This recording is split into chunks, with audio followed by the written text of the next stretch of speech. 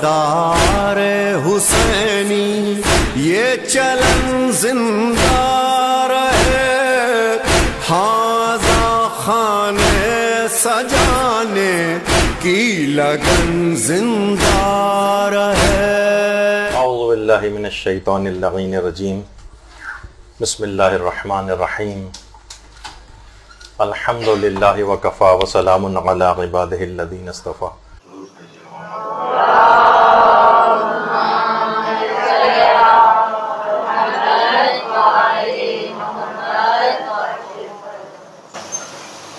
رسومات عزاداری کے فقہی مسائل اور احکام کیا ہیں، یہ آج ہماری گفتگو کا موضوع رہے گا۔ اس میں کچھ رسومات عزاداری کے اوپر عام لوگوں کے دماغوں میں کچھ سوالات ابھرتے ہیں، اس کی مشروعیت کے متعلق ان کے دماغ میں وسوسے آتے ہیں، ان کو بھی کچھ آج ذکر کرنا مقصود ہے، اور مراجع کرام وہ ان رسومات کے متعلق کیا ارشاد فرماتے ہیں۔ دیکھیے، مظالم جو بھی اہل بیت پر ہوئے وہ اپنی جگہ، قرآن کی ایک آیت ہے کہ وَذَكِّرْ فَإِنَّ الذِّكْرَ تَنفَعُ الْمُؤْمِنِينَ، اے رسول ذکر کر دیجئے، کیونکہ ذکر کرنا، بار بار ذکر کرنا، یہ صاحبان ایمان کو فائدہ پہنچاتا ہے۔ اچھا، قرآن نے یہاں یہ بات نہیں کہی کہ کس چیز کا ذکر کرنا ہے، کس چیز کی بار بار یاد دہانی کرنی، اور ان یاد دہانیوں کے لیے کن کن ذرائع کو اختیار کرنا ہے۔ یقیناً یاد دہانی کی چیزیں وہی قرآن نے کہی ہوں گی جو چیز لوگوں کے لیے مفید ہوگی، اور انہی تمام وسائل کو اختیار کرنے کی متعلق قرآن کی تاکید ہوگی کہ جو یاد دہانی کے لیے مفید ہوں گے۔ اب دیکھیے، ایمانی فائدے کے لیے کربلا سے بالا تر کوئی بھی واقعہ نہیں ہے، اور مراسم عزا اس کربلا کی یاد دہانی کا ایک بہترین ذریعہ۔ ایک ایک چیز پکچرائز ہوتی ہے، لوگوں کے سامنے آتی ہے، بچوں کے سامنے آتی ہے، بچہ کوئی بھی فوراً اس کے دماغ میں سوال اٹھے گا کہ یہ تابوت کس کا ہے، یہ مشق کس کی ہے، یہ علم کس کا ہے، یہ عماریاں کس لیے ہیں، یہ سبیل کیوں لگائی گئی ہے۔ یہ واقعہ کربلا کی ایک ایک چیز کی پکچرائزیشن کے لیے ہے۔ آپ کو پتا ہے کہ پوری دنیا آج کل ویژولز پہ چلی گئی۔ یہ بھی آپ دیکھیں، پہلے اس طرح کے درس نہیں ہوتے تھے، لیکن اب ساری چیزیں آپ اپنی آنکھوں سے دیکھتی ہیں، تو وہ زیادہ اثر پذیری رکھتے ہیں، زیادہ لوگ کنونس ہوتے ہیں۔ کیوں اتنا زیادہ ٹی وی اور میڈیا جو ہے وہ چھا گیا؟ تو اسلام نے بھی بہت ساری چیزوں کا خیال رکھا ہے۔ تو یہ تمام چیزیں جو آپ کو واقعہ کربلا کے سلسلے میں نظر آتی ہیں، خواہ اپنے دیکھیں خواہ غیر دیکھیں، ان کا دماغ فوراً کسی خاص واقعے کی طرف متوجہ ہوتا ہے۔ اچھا، اب اگر مراسم عزا کو اگر ہم دیکھیں تو مراسم عزاداری کی کوئی ایک قسم نہیں، اس کی بہت ساری اقسام ہیں۔ اس میں ایک قسم تو ہے فطری عزاداری۔ عام طور پر لوگ سمجھتے ہیں کہ فقط عزاداری یہی ہے، مثلا گریہ کرنا، آنسوؤں کا نکلنا، رونا، ماتم کرنا، سر اور سینے کو پیٹنا، نوحہ، مرثیہ، یہ سب فطری عزاداری۔ لیکن عزاداری کی کوئی ایک قسم تو نہیں۔ عزاداری کی دوسری قسم ہے جس کو ہم کہتے ہیں بشری مصنوعات۔ اس قسم کو لوگوں نے خود بنایا، مثلا علم، تابوت، تعزیہ، عماری، جھولا، گہوارہ، مہندی وغیرہ، یہ بشری مصنوعات کہلاتی ہیں، یہ خود عزاداری کی قسم ہے۔ عزاداری کی تیسری قسم ہے جس کو شدت تاثر کہا جاتا ہے، یعنی جب غم میں انسان بہت ایکسٹریم پہ جاتا ہے تو کچھ ایکسٹریم اعمال اس سے انجام پاتے ہیں۔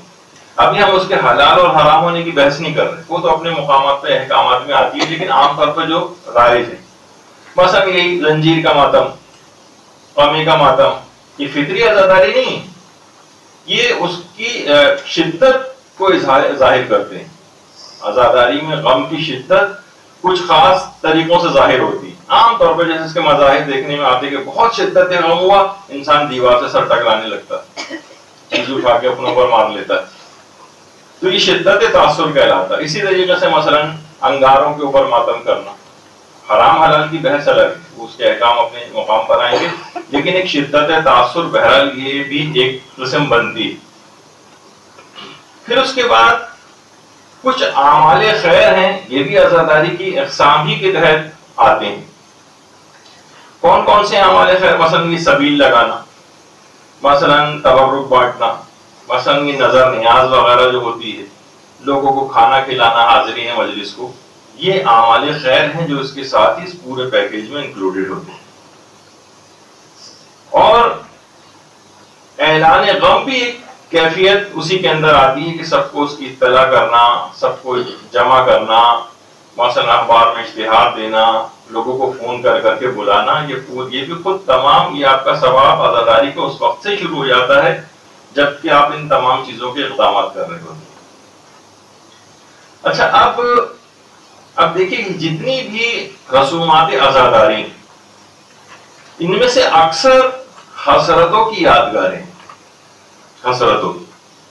مثلا پچھلی دفعہ تو خیر اس پہ گفتگو ہو چکی, جیسے مہندی ہی, کہ مثلا ایک نوجوان کی, ایک ماں کی یا ان کے عزاداروں کی حسرت ہے کہ ایک جوان سال کو بالکل اس طرح سے اس کو عین عالم شباب کے اندر جو ہے وہ اس کو زندگی سے ہاتھ دھونا پڑا, ابھی اس نے کوئی خوشی نہیں دیکھی تھی. تو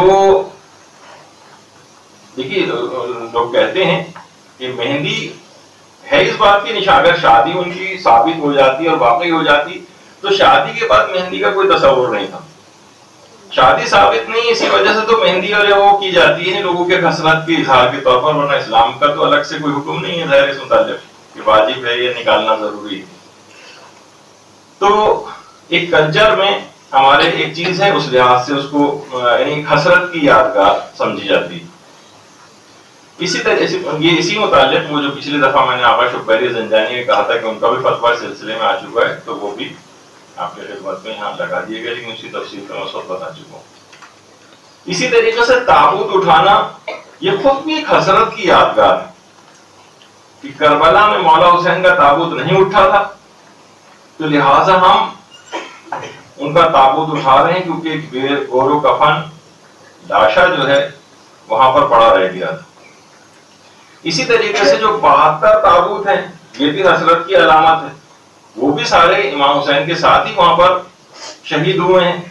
تو ان کی بھی ہماری حسرت ہے کہ اگر ہم اس حسرت کو اب پورا کرتے, اگر ہم ہوتے یا حالات اس طرح کی سازگار ہوتے تو لوگ اسی طریقے سے تمام مراسم کے ساتھ ان کے جنازے کو اٹھاتے.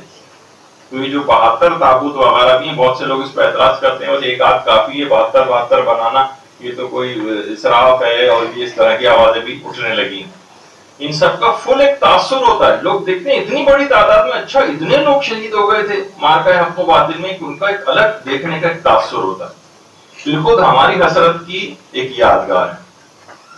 اسی طریقے سے یعنی کہ تمام جو 72 شہید ہوتے ہیں ان کی جو یادگار ہے اسی وجہ سے منائی جاتی ہے.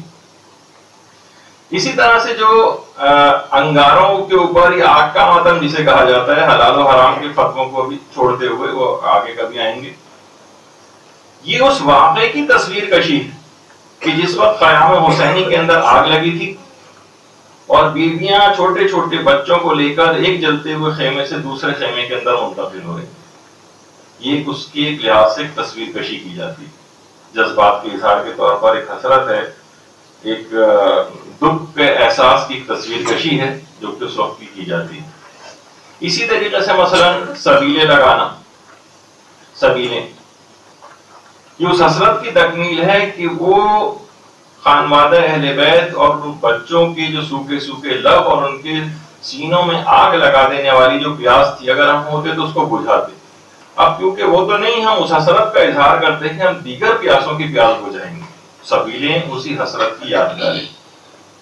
اسی طرح سے حضرت عباس کی مشق, یہ بھی حضرت عباس کی اس حسرت کی یادگار ہے جس دلی حسرت کو لے کر وہ اس دنیا فانی سے کوچ کر گئے کہ وہ بچوں کو سیراب کرنے کی آرزو کو نہ پورا کر سکے، ان کی اس حسرت کی یادگار کے طور پر ہم مشق بناتے ہیں، اور لوگ اسی حسرت کی یادگار کے طور پر خود سقا بنتے ہیں، لوگوں کو پانی پلاتے ہیں، کہ عباس کی جس طرح حسرت تھی کہ وہ پانی پلاتے لوگوں کو، تو اس حسرت کی یادگار کے طور پر پانی پلاتے ہیں، اور یہی وجہ ہے کہ خود آئے ان کے حرم میں بھی باقاعدہ اس طرح سے جو ہے مشق وغیرہ لگی ہوئی ہوتی ہے۔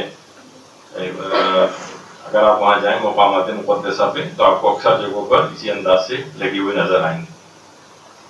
اور علماء عرفان کا کہنا یہ ہے کہ حضرت عباس کو اپنے تمام تر القابات کے اندر جو لقب سب سے زیادہ پسند ہے وہ سقا ہے، سقا۔ یہ حضرت عباس کو تمام جو القابات ہیں ان میں سب سے زیادہ پسند یہی لقب ہے۔ اچھا، ہم جو ان کے منہ سے الفاظ نکلے ہیں ان کی بھی یادگاریں مناتے ہیں، جیسے کہ روایت میں کہ حضرت ام کلثوم علیہ الصلوۃ والسلام نے ارشاد فرمایا تھا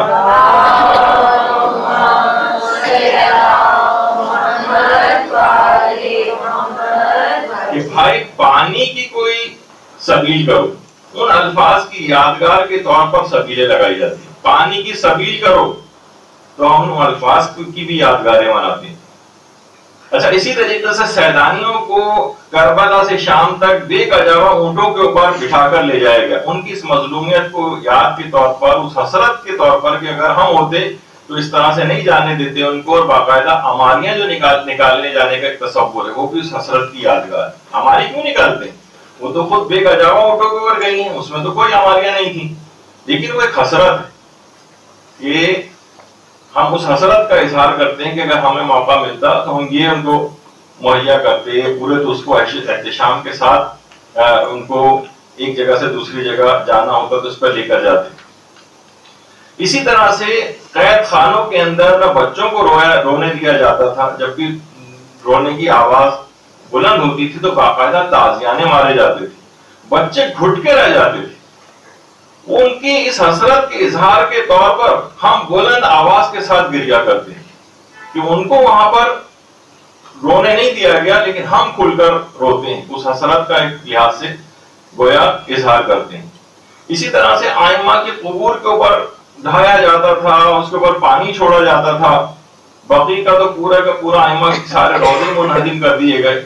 اس حسرت کے اظہار اور مظلومیت کے اظہار کے طور پر ہم ذریعے بناتے ہیں، اپنے گھر میں جو لوگوں کے عزاخانے بنتے ہیں اس کے اندر ذریعہ ہوتی ہیں، انہی کی یادگاروں کو ہم اٹھا کر جلوسوں کے اندر لے کر جاتے ہیں۔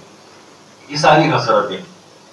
اسی طرح سے حضرت عباس کے شان قلم ہو گئے، اور ان کا جو علم تھا وہ نیچے گر گیا۔ اب ہم اس حسرت کے طور پر ہم ہوتے تو اس کو کبھی گرنا نہ دیتے، ہم علم کو اٹھاتے ہیں، اونچے سے اونچا اٹھاتے ہیں، اونچے سے اونچا اٹھانے کی کوشش کرتے ہیں، یہاں تک کہ اگر کوئی ہمارا محب، ان کا محب جو ہے ماؤنٹ ایوریسٹ بھی سر کرتا ہے تو وہاں بھی حضرت عباس کا علم لے کر جاتا ہے۔ تو بہرحال حضرت عباس کا جو علم ہے، اسی طریقے سے کوئی بچہ بیمار ہوتا ہے اس سے اظہار کے طور پر، ایک برکت کے طور پر بھی حضرت عباس کا علم رکھا جاتا ہے۔ تو بہت سارے دیکھیے اس طرح کی اس کی مشروعیت ہے، اس کی چیزیں ہیں، باقاعدہ شاعر حسینی میں سے اس کو قرار دیا گیا، اور آیت اللہ صادق روحانی نے اس سلسلے میں باقاعدہ فتویٰ بھی دیا کہ یہ جو پرچم سیاہ ہے یہ اسی عنوان سے لگایا جاتا ہے کہ زمان و مکان اس بات کے لیے آمادہ ہے کہ امام حسین کی آزاداری برپا کی جائے، نہ ای کے بدعت نیست، نہ صرف ای کی بدعت نہیں ہے، جیسے کہ اکثر لوگ نعرہ اس میں لگانے لگے کہ کوئی بدعت ہے، اس زمانے میں تو اس طرح سے کبھی نہیں ہوتا تھا، نہ ای کی بدعت نیست بلکہ از شاعر مذہبی است، استفتاحات آیت اللہ صادق روحانی اس کے اندر بھی کہ نہ صرف یہ بدعت نہیں ہے بلکہ یہ اسلام کے اور حسینی شاعر کے اندر سے۔ اور علم اٹھانا یہ خود تعظیم شاعر حسینی ہے۔ آیت اللہ صافی گل پائیگانی نے جامع الاحکام کی جو دوسری جلد ہے اس میں سوال نمبر 1595 کے اوپر کہا ہے کہ حمل علم بعید نیست از تعظیم شاعر محسوب شود و بے اشکال باشد، فرماتے بعید نہیں ہے کہ اسے تعظیم شاعر میں شمار کیا جائے اور اس کو اٹھانے میں کوئی بھی اشکال نہیں ہے۔ تو دیکھیے یہ تمام چیزیں ایسی ہیں کہ اسی طریقے سے جو شبیہ خوانی کی جاتی ہے، یعنی باقاعدہ بہت سی جگہوں پہ پورا لائیو ایک لحاظ سے اس کو پکچرائز کیا جاتا ہے، پورے منظر کو دہرایا جاتا ہے، یہاں تک کہ آیت اللہ شبیلی زنجانی فرق کے حوالے سے جو ہے ایک بات مشہور ہے، وہ خود فرماتے ہیں کہ امام زمانہ علیہ الصلوۃ والسلام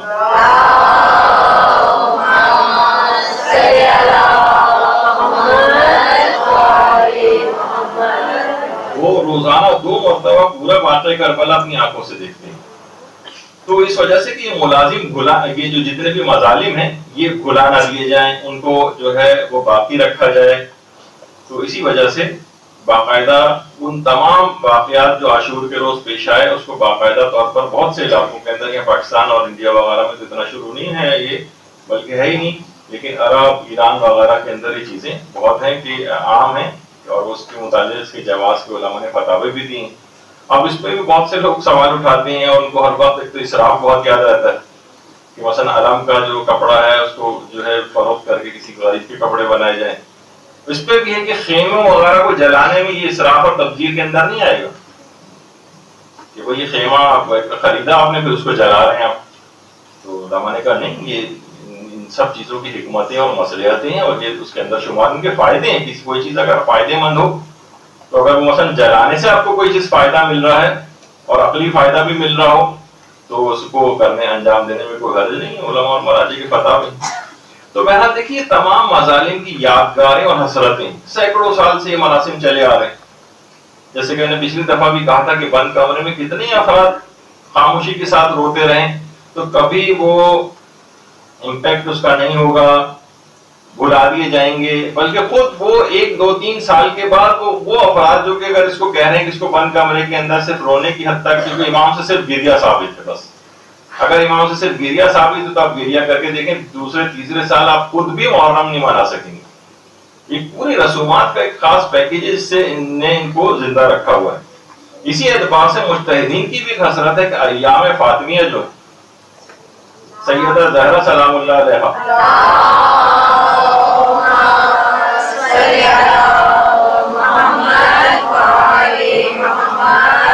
اس کو بھی عاشورہ کی طرح سے منانا چاہیے تاکہ سیدہ کی مظلومیت جو ہے وہ فراموش نہ ہونے پائے۔ اچھا، اب 2 گروہ جو ہیں خاص طور پر ان مراسم عزاداری کے خلاف عام طور پر نظر آتے ہیں۔ اب تقریباً 2 اس طرح کے مکاتب فکر ہیں موجود۔ ایک تو وہی ہے جو کہ شروع سے آپ کا مخالف ہے، جو کہ کچھ ایسے غیر شیعہ حضرات ہیں جو آپ کے ہر فعل کے اوپر اعتراض کرتے ہیں، آپ کی ہر رسم کے اوپر اعتراض کرتے ہیں، اور دوسرا کچھ یہ آوازیں آپ کے اپنے اندر سے اٹھنے لگی، انہیں ہر جتنی بھی رسم ہے وہ ہر رسم بدعت لگنے لگی ہے، ہر رسم خرافاتی لگنے لگی ہے، ہر رسم بے فائدہ لگنے لگی ہے، ہر رسم احمقانہ لگنے لگی ہے، ہر رسم توہین مذہب لگنے لگی ہے۔ اور وہ شعر بھی اکثر لوگ جہاں کہیں بھی کسی رسم کا تذکرہ ہوتا ہے فوراً ایک شعر جو ہے وہ جڑ دیا جاتا ہے کہ حقیقت خرافات میں کھو گئی اور یہ امت روایات میں کھو گئی۔ بس انہوں نے مثلا غالب کا یہ شعر یاد کر لیا اور ہر جگہ اس شعر کو پیش کرتے رہتے ہیں۔ تو دیکھیں مجتہدین ہمیشہ ان مراسم کے بہت زیادہ حمایت میں رہتے ہیں اور ہمیشہ محافظ بن کر سامنے آتے ہیں۔ اچھا، جب اور کوئی چیز نہیں ہوتی تو پھر ایسے افراد دل ملا کر مجتہدین کو بھی برا بھلا کہنے لگتے ہیں۔ تو ایک لحاظ سے یہ 2 چیزوں کے اوپر حملہ اب تک ہی کہا جاتا تھا کہ 2 چیزوں سے شیعت کی بقا ہے، ایک تو ہے عزاداری اور دوسرا ہے ہمارے مرجعیت۔ تو وہ رسومات عزاداری کے خلاف بھی بات کرتے ہیں، وہ والا مقصد بھی پورا ہوتا ہے، اور پھر عوام میں جب بات آتی ہے اور مراجع کے فتاوے پیش کیے جاتے ہیں تو وہ مراجع کو بھی برا بھلا کہنے لگتے ہیں۔ تو ایک چیز سے بعض اوقات اس طرح سے 2 شکار کیے جانے لگتے ہیں، اور پھر اس کو باقاعدہ بدعت بھی جو ہے کہ رسومات عزاداری بدعت ہیں یہ قرار دیا جانے لگا۔ اچھا، بدعت کی بھی اگر آپ تعریف دیکھیں، کہا جاتا ہے کہ ہر وہ چیز جو امام معصوم یا معصومین کے زمانے میں نہ ہو وہ بدعت ہے، جو بھی معصومین کے زمانے میں نہ ہو یا رسول اللہ کے دور میں نہ ہو وہ بدعت ہے۔ اچھا، پہلی بات تو یہ بات یاد رکھنی چاہیے کہ اسلام زمانی کسی تقسیم کا قائل نہیں، یعنی ایسا کوئی اصول نہیں کہ جو چیز زمانے رسول خدا میں نہیں تھی وہ سب کی سب بدعت ہے. اس کا مطلب یہ ہوا اگر ہم اس اصول کو مان لیں تو جتنی بھی ہمارے پاس ایجادات ہیں وہ بھی ساری بدعت ہو جائیں گی. خود وہ معترض بدعت ہو جائے گا مجسم کیونکہ وہ رسول کے زمانے میں نہیں تھا. ہم سب بھی افراد بدعت ہو جائیں گے, ہم بھی رسول اللہ کے زمانے میں نہیں تھے. اور جیسے کہ علامہ ذیشان اظہر جوادی فرماتے تھے کہ جوا اور شراب کیونکہ زمانے رسول خدا میں تھے لہٰذا وہ حلال قرار پائیں گے. اگر آپ صرف یہ کہیں کہ صرف جو رسول کے زمانے میں تھی وہ صرف جائز ہے, جو رسول کے زمانے میں نہیں ہے وہ ناجائز ہے, تو پھر ان کو جائز ماننا پڑے گا. تو بہرحال اس کا اصول یہ ہے کہ ہر وہ چیز جو محکم بنیادوں پر اسلامی تعلیمات کے خلاف, یقینی طور پر اسلامی تعلیمات کے خلاف, اور لوگ اس کو جزو دین بنا لیں وہ بدعت ہے. اس یہی وجہ ہے کہ جو دوسرا مکتب فکر جو آپ تو عام طور پہ آپ پر بدعت کے الزامات لگاتا ہے مختلف مراسم کے سلسلے میں بھی غیر شیعہ افراد کا, وہ ان کے پاس خود یہ والی تقسیم ہے, ایک ہوتی ہے بدعت حسنہ اور ایک ہوتی ہے بدعت سیئہ. بدعت سیئہ یعنی ایک اچھی بدعت اور ایک ہوتی ہے بری بدعت. مثلا اچھی بدعات میں انہوں نے جیسے کہ تراویح کو شمار کیا, کہا کہ بدعت ہے, پیغمبر کے زمانے میں نہیں تھی, بعد کے ادوار میں شروع ہوئی ہے, لیکن بہرحال بدعت ہے. اچھا پھر اور بھی بدعت کی اقسام بنائے گئے, مثلا ایک بدعت حرام ہوتی ہے, ایک بدعت مستحب ہوتی ہے, ایک بدعت واجب ہوتی ہے, ایک بدعت مکروہ ہوتی ہے, ایک بدعت مباح بھی ہوتی ہے. البتہ علامہ ذیشان جوادی ایک بات بڑی اچھی کہتے تھے, وہ کہتے تھے کہ امت مسلمہ ایک بہت بڑی بدعت کے اندر مبتلا ہے لیکن لوگ اس کے خلاف آواز نہیں اٹھاتے, اور وہ ہے درود میں سے وآلہ کا لفظ نکال لینا, صلی اللہ علیہ وسلم. یہ مکمل بدعت ہے, یعنی پیغمبر کے حکم کے اور سیرت کے سراسر خلاف ہے کہ اس میں سے وآلہ کا لفظ نکال دیا جائے. اچھا اب یہ دوسری آواز ہی اٹھتی ہے غیروں کی طرف سے بھی اور اپنے لحاظ سے بھی اٹھنے لگی ہے. میں بہت چیزیں آپ کے سامنے ایسی چیز پیش کر رہا ہوں, بہت سی چیزیں اگر آپ پوری دنیا سے آنکھیں بند کر کے بیٹھ جائیں تو آپ کو کچھ ہر چیز اچھی لگے گی, کچھ بھی نہیں ہو رہا. لیکن اگر آنکھیں کھلی رکھیں تو فتنوں کا ہمیشہ علماء یہ بیان فرماتے ہیں, فتنے جو ہیں ان کو ہمیشہ بہت پہلے ہی سے بالکل ان کے بچپنے کے زمانے میں ان کو قتل کر دینا چاہیے. قتل سے مراد یہ کہ ان جو فتنہ اٹھ رہا ہے نا اس کو پہلے سے ہی ٹرنے پندہ پٹ جس کو کہا جاتا ہے, تو اس زمان اگر یہ تھوڑا سا بھی اگر یہ بڑھ گیا اور یہ آگے کی طرف چلا گیا اور یہ تناور درخت بن گیا تو پھر اس کے کومپلیں کاٹنے سے کچھ نہیں ہوگا, اس کی جڑیں مضبوط ہو چکی ہوتی ہیں. تو ہمیشہ فتنوں کو بہت ہی ابتدائی کے اندر اس کا دفیہ جو ہے وہ کرنا پڑتا ہے. تو کہا کہ جناب یہ جو ہے کہ ہاتھ کا جو ماتم ہے یہ بھی ایذائے نفس ہے. اتنی زور سے آپ مار رہے ہیں اور سینے کو لال کیے دے رہے ہیں اور بعضوں کا کھال بھی پڑ جاتی ہے اور سینہ نیلا پڑ جاتا ہے, تو یہ تو خود کو اذیت پہنچانا ہے. آپ کے ہاتھ آزاد ہیں, دشمن سامنے موجود ہے, تو یہ طاقت دشمن کے اوپر استعمال ہونی چاہیے. اچھا آپ دیکھیے اس کی حکمت بھی آپ سمجھیں. دیکھیے عام طور پر وہ تمام اعمال جیسے منہ پیٹنا ہے عزاداری میں یا سینہ پیٹنا ہے, وہ یہ کہتے ہیں کہ دیکھیے یہ اذیت ہے, اور انسان خود کو اذیت اس کو پہنچانا کیسے جائز ہو گیا؟ خود کو اذیت پہنچانا تو جائز نہیں ہونا چاہیے. تو دیکھیے اس میں بات آ جائے گی تو پھر اس کے بعد میں آگے اس میں اصل جو معاملہ اس کی طرف ہم چلے جائیں گے. ایک ہوتی ہے ایذائے نفس, یعنی اپنے نفس کو اذیت دینا, کبھی حقیقی ہوتی ہے اور کبھی اعتباری ہوتی ہے. مثلا میں اس کو مثال دیتا ہوں, یعنی ایک ریلیٹو ہوتی ہے ایک چیز اور ایک ہوتی ہے بالکل حقیقت. مثلا 1000 کا نوٹ دیکھا جائے تو ایک پرنٹڈ کاغذ ہے, اگر حکومت اس پر سے اپنے اعتبار کو اٹھا لے اور یہ کینسل عموماً نوٹ وغیرہ کینسل ہو جاتے ہیں, تو اس کی حیثیت ایک رتی کے برابر بھی نہیں ہوتی. صرف اخبار میں ایک نوٹس آئے گا فلاں والے نوٹ 500 کے نوٹ جو بڑے والے تھے وہ کینسل کر دیے گئے. اب کیا ہے, اس فلاں تاریخ کے بعد وہ اس نوٹ حکومت نے اس پر سے اپنا اعتبار اٹھا لیا. اچھا اب کچھ چیزیں ایسی ہیں جیسے تعظیم کرنا, اہانت کرنا, اذیت دینا, یہ کبھی اعتباری ہوتی ہیں, کبھی اس میں قصد و ارادہ شامل ہوتا ہے اور کبھی قصد و ارادہ نہیں ہوتا. مثلا اگر کوئی شخص سجدہ کر رہا ہو تو چاہے وہ تعظیم کی نیت کرے یا نہ کرے، اس کا یہ عمل خود بخود تعظیم شمار ہوتا ہے، سجدہ کرنا. لیکن اگر کسی عالم یا بزرگ کو دیکھ کر کھڑا ہو رہا ہے اگر کوئی شخص، تو اس کے لیے اس وقت شمار ہوگا کہ جب وہ تعظیم کا ارادہ کرے. ہمیشہ کبھی بھی کسی کو دیکھ کر کھڑا ہونا یہ تعظیم کے لیے نہیں ہوتا. بعض اوقات مارنے کے لیے بھی انسان کھڑا ہوتا ہے. تو ہمیشہ یعنی قیام کرنے کے لیے باقاعدہ اس کو قصد اور ارادہ کرنا پڑے گا کہ میں اس نیت سے اٹھ رہا ہوں فلاں کے احترام میں، تب یہ تعظیم شمار ہو. لیکن کسی کے سامنے اگر سجدہ کر رہا ہو تو چاہے وہ ارادہ کرے یا نہ کرے، ہر صورت میں وہ تعظیم ہی سمجھا جائے گا. اچھا، اسی طرح سے کسی کی توہین کرنی ہے، مثلا دیکھیے کچھ چیز ایسی عقلی طور پر سمجھنی پڑیں گی. مثلا کسی کو تماچا مارنا، خواہ کوئی شخص ارادہ کرے یا نہ کرے، خود بخود تماچا مارنا توہین سمجھا جائے گا. لیکن مثلا اگر کوئی شخص باپ کے سامنے سگریٹ پی رہا ہو تو اس وقت تک توہین باپ نہیں سمجھا جائے گا جب تک کہ معاشرہ اس سلسلے میں کوئی حتمی فیصلہ نہ کر چکا ہو. ایک دفعہ میں نے مثال دی تھی کہ بہت سی کچھ عرب ممالک ایسے ہیں جہاں مثلا بیٹیاں باپ کے ساتھ بیٹھ کے سگریٹ پیتی ہیں. اب یہ بتانا بھی وہ مشکل چیز ہوتی ہے، بعض اوقات اس کو دیکھ کے بھی لوگ برائی کو بھی جو اڈاپٹ کر لیتے ہیں سن کر، لیکن وہاں معیوب نہیں سمجھا جاتا. لیکن ہمارے ہاں کتنے بھی آدمی 50 سال کا ہو جائے اور 70 سال کے ابا 80 سال کے اس کے سامنے آ جائیں، ہمیشہ سگریٹ چھپا لی جاتی ہے.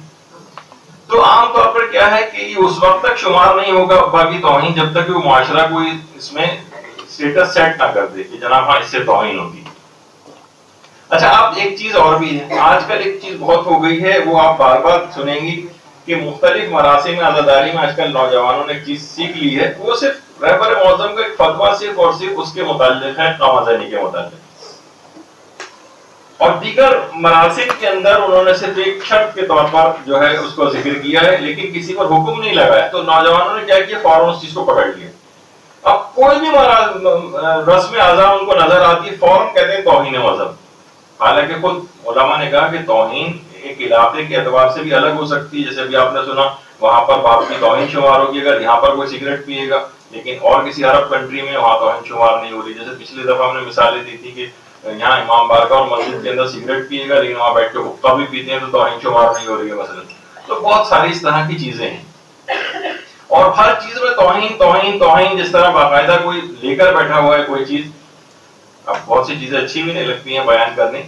وہ مولانا اشرف علی تھانوی جو ہمارے برادران سنت کی تعلیم، انہوں نے اپنی کتاب میں بھی چیز لکھی کہ چاند، رات کو سب لوگ چاند دیکھنے کے لیے جا رہے تھے، ایک عورت کے ہاتھ پہ کوئی نجاست لگی ہوئی تھی. کہنے لگے عام طور پہ عورتیں جو ناک پہ ہاتھ رکھ کے بات کرتی ہیں.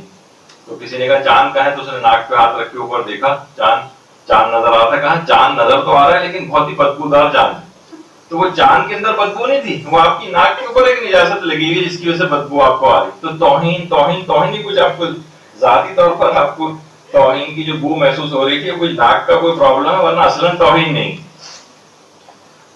تو بعض اوقات یہ بھی ہوتا ہے کہ مذاق میں انسان اگر کوئی بات کہتا ہے تو وہ اس وقت تک توہین شمار نہیں ہوتی جب تک سامنے والا اس کو توہین نہ سمجھے. ورنہ آپ یہ نہیں کہہ سکتے بھائی میں تو مذاق کر رہا تھا، نہیں، آپ نے توہین آمیز مذاق کیا. اسی طریقے سے ایک چیز ہوتی ہے ایذائے نفس اور ایذائے غیر. دوسرے کو تو آپ اذیت نہیں پہنچا سکتے، ضرورتی برابر اذیت نہیں پہنچا سکتے، لیکن اپنے نفس کو اتنی اذیت پہنچا سکتے ہیں اگر اس سے بالاتر کوئی مفاد آپ کے سامنے ہوتا ہے. مثلا اگر کسی شخص کو جو ہے وہ اپنا وزن کم کرنا ہے، اب وہ جاگنگ کر رہا ہے اور وہ واکنگ کر رہا ہے، تو کتنی نفس کو ایذا پہنچتی ہے. یہ تو کوئی ان سے پوچھے کہ جو واقعی جن لوگوں کو یہ کرنا پڑتا ہے تو کتنی نفس کو ایذا پہنچ رہی ہے، بھاگے جا رہے ہیں، سانس پھول رہا ہے. اور لیکن کیا ہے، وہ کہتے ہیں اس سے بالاتر ایک مفاد ہے ہمارے سامنے. مثلا انسان صبح کی نیند قربان کر کے فجر کی نماز کے لیے اٹھتا ہے، اذیت ہو رہی ہے اس کو گرم گرم بستر چھوڑ کے جانے میں سردیوں کے دنوں میں، لیکن کیا ہے اس سے بڑا ایک مفاد اس کے سامنے ہوتا ہے. اسی طریقے سے مثلا سخت گرمیوں میں روزے آ جاتے ہیں، اس کے نفس کو اذیت پہنچ رہی ہوتی ہے، ایذائے نفس ہے ایک لحاظ سے دیکھا جائے، لیکن کیا ہے وہ کہتا ہے کہ نہیں، اس سے کہیں بڑا اور ایک بالاتر مفاد وہ ہمارے سامنے ہے. یعنی بلند مقصد اور زیادہ فائدے کے لیے اگر انسان اذیت اٹھاتا ہے تو ایک عین عقلی چیز ہے. اسی طریقے سے جیسے کہا جاتا ہے کہ جناب اس میں آپ کو کیا، انسان بہت سی چیزیں کتنی خوشی خوشی تکلیفیں اٹھاتا ہے. مثلا حج و عمرے کے جو سفر کرنے کے لیے جاتے ہیں لوگ، حج پہ کتنی تکلیف اٹھانی پڑتی ہیں اس کو، تجارت کے سفر کے لیے جاتا ہے کتنے لمبی لمبی فلائٹس لینی پڑ رہی ہیں اور ٹرانزٹ لینے پڑ رہے ہیں، اس کو تھکاوٹ ہو رہی ہے. آپ سیاست دانوں کو آپ دیکھتی ہیں کہ کتنی محنتیں کر رہے ہیں، پسینے میں شرابور ہو رہے ہیں، جانوں کو خطرے کے اندر ڈال رہے ہیں، خطاب کرنے کے لیے جا رہے ہیں، لیکن کیا ہے کہ ان کے سامنے کوئی ان کا بالا تر مفاد سامنے ہوتا ہے. اسی طریقے سے مثلا جنگ کرنے والے ہیں، حرم کا دفاع کرنے والے ہیں، اس میں ان کو کتنی اذیتیں برداشت کرنا پڑتی ہیں، لیکن کیا ہے کہ ان تمام باتوں سے معاشرے میں عدل قائم ہوگا، حرم کا دفاع ہوگا. کاروباری آدمی سوچتا ہے کہ معاش میں میری ترقی ہوگی. نیند سے اٹھ کے نماز فجر پڑھنے والے، رمضان کی گرمیوں میں روزے رکھنے والے کے سامنے آخرت کا بہت بڑا مفاد ہوتا ہے. تو اس کے لیے بعض اوقات دنیاوی ہلاکت کو بھی انسان برداشت کر لیتا ہے. ایک ہوتی ہے ہلاکت دنیاوی اور ایک ہوتی ہے ہلاکت اخروی. دیکھیے ائمہ کا موت کی طرف سے بڑھنا جبکہ وہ علم غیب رکھتے تھے کیا معنی رکھتا ہے. مثلا امام حسن علیہ السلام کا زہر آلود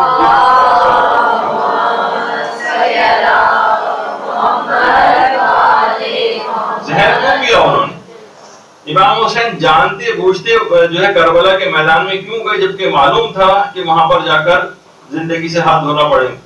امیر المومنین علیہ السلام نے ابن ملجم کو سوتے سے کیوں اٹھایا جبکہ معلوم تھا کہ مجھے قتل کرے گا.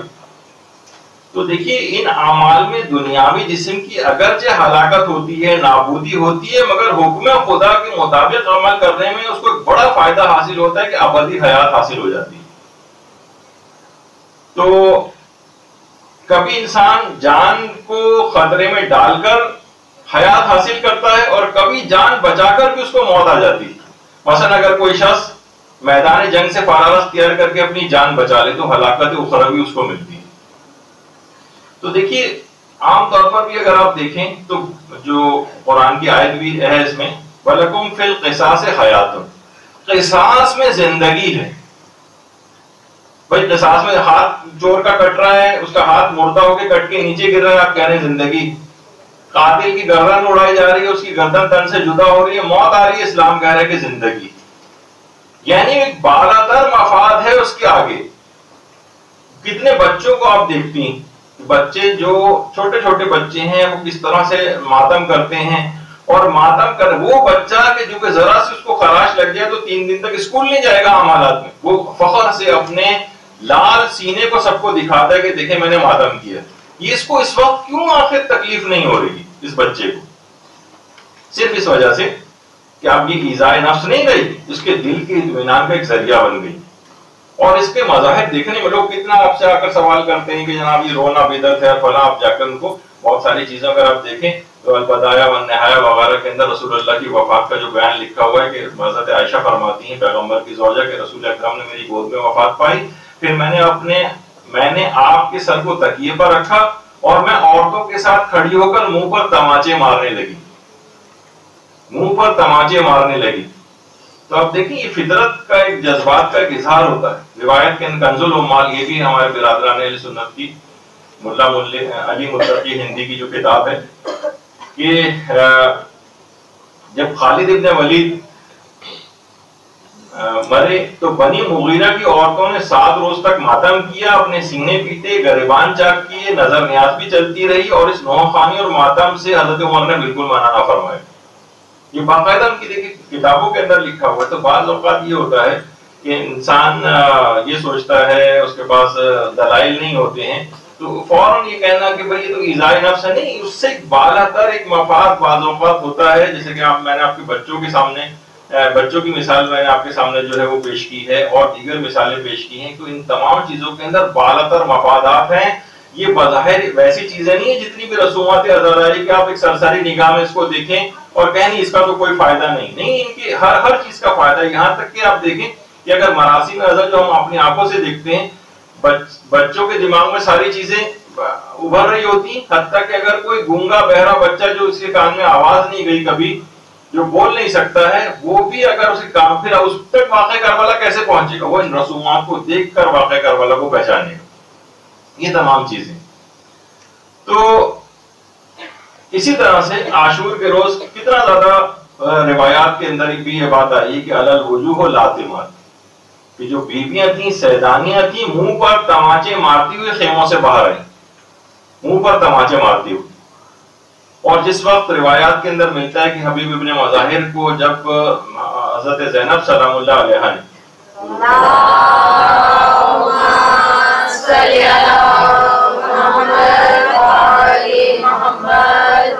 پیغام پہنچایا تو حبیب نے اپنے منہ پر تماچے مارے اور سر پر خاک اٹھا اٹھا کے ڈالنے شروع کی.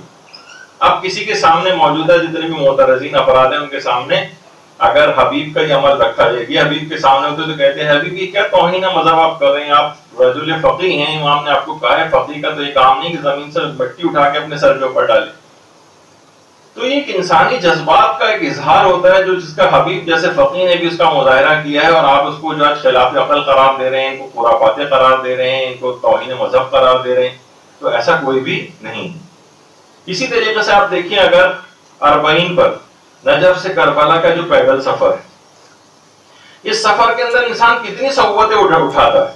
کسی بھی شخص کے سامنے آپ رکھیں کہ بھائی جو آپ کے مثلا پاؤں زخمی ہوئے چلے جا رہے ہیں اور آپ کو تکلیف ہو رہی ہے، ساری اذیتیں آپ کیوں برداشت کر رہے ہیں؟ عشق حسین اس کے اندر اس کا بالاتر مفاد کیا ہے؟ امام حسین کے عشق میں اس میں اضافہ ہوتا جاتا ہے.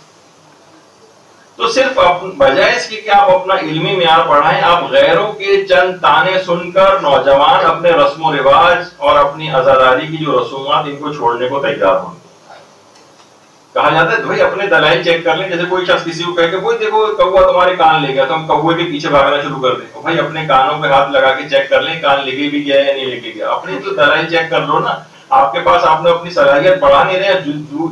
دیگر افراد جو بھی اعتراض کرتے جا رہے ہیں سب آپ کہہ رہے ہیں کہ کیونکہ وہ اعتراض کر رہے ہیں لہٰذا ہمیں اس کو چھوڑ دینا چاہیے. تو جتنی بھی رسومات آپ چھوڑتے چلے جائیں گے وہ غیر جن کی وجہ سے آپ چاہ رہے ہیں کہ آپ اپنی رسومات چھوڑ دیں وہ تب بھی آپ سے راضی نہیں ہوں گے. یہی وجہ ہے کہ آیت اللہ بہجت سے بھی بات سوال پوچھا گیا کہ بعض افراد کہتے ہیں کہ مختلف شاعر حسینی جو ہیں یہ دشمنان جو ہمارے دشمن ہیں یہ ان کا نا مذاق اڑاتے ہیں، مسخرہ کرتے ہیں. تو آپ اس سلسلے میں ارشاد فرمائیے کہ کیا کریں. تو انہوں نے جواب دیا این حرفہ اعتبار نہ دارت. ان باتوں کا ان لوگوں کہنے کا کوئی اعتبار نہیں، ورنہ تو کافر بھی ہماری نماز کا مذاق اڑاتے ہیں اور ایام حج کے جو ہمارے اعمال ہیں ان کا بھی مذاق اڑایا جاتا ہے. یہ کیا گول گول چکر کاٹ رہے ہیں اس کے پیچھے، یہ کیا ایک دیوار کے اوپر جا کر کنکر مار رہے ہیں، اس کا بھی مذاق اڑایا جاتا ہے. یہ کیا بات ہوئی کہ جو غلطی خود کریں حج میں اور کفارے کے طور پر جانور کو ذبح کریں. بھائی اپنے جسم کا کوئی حصہ کاٹ لیا، غلطی آپ نے کی تھی، جانور کے اوپر کیوں؟ تو آپ کا استہزاء کیا جاتا ہے، آپ کا جو ہے وہ مذاق اڑایا جاتا ہے.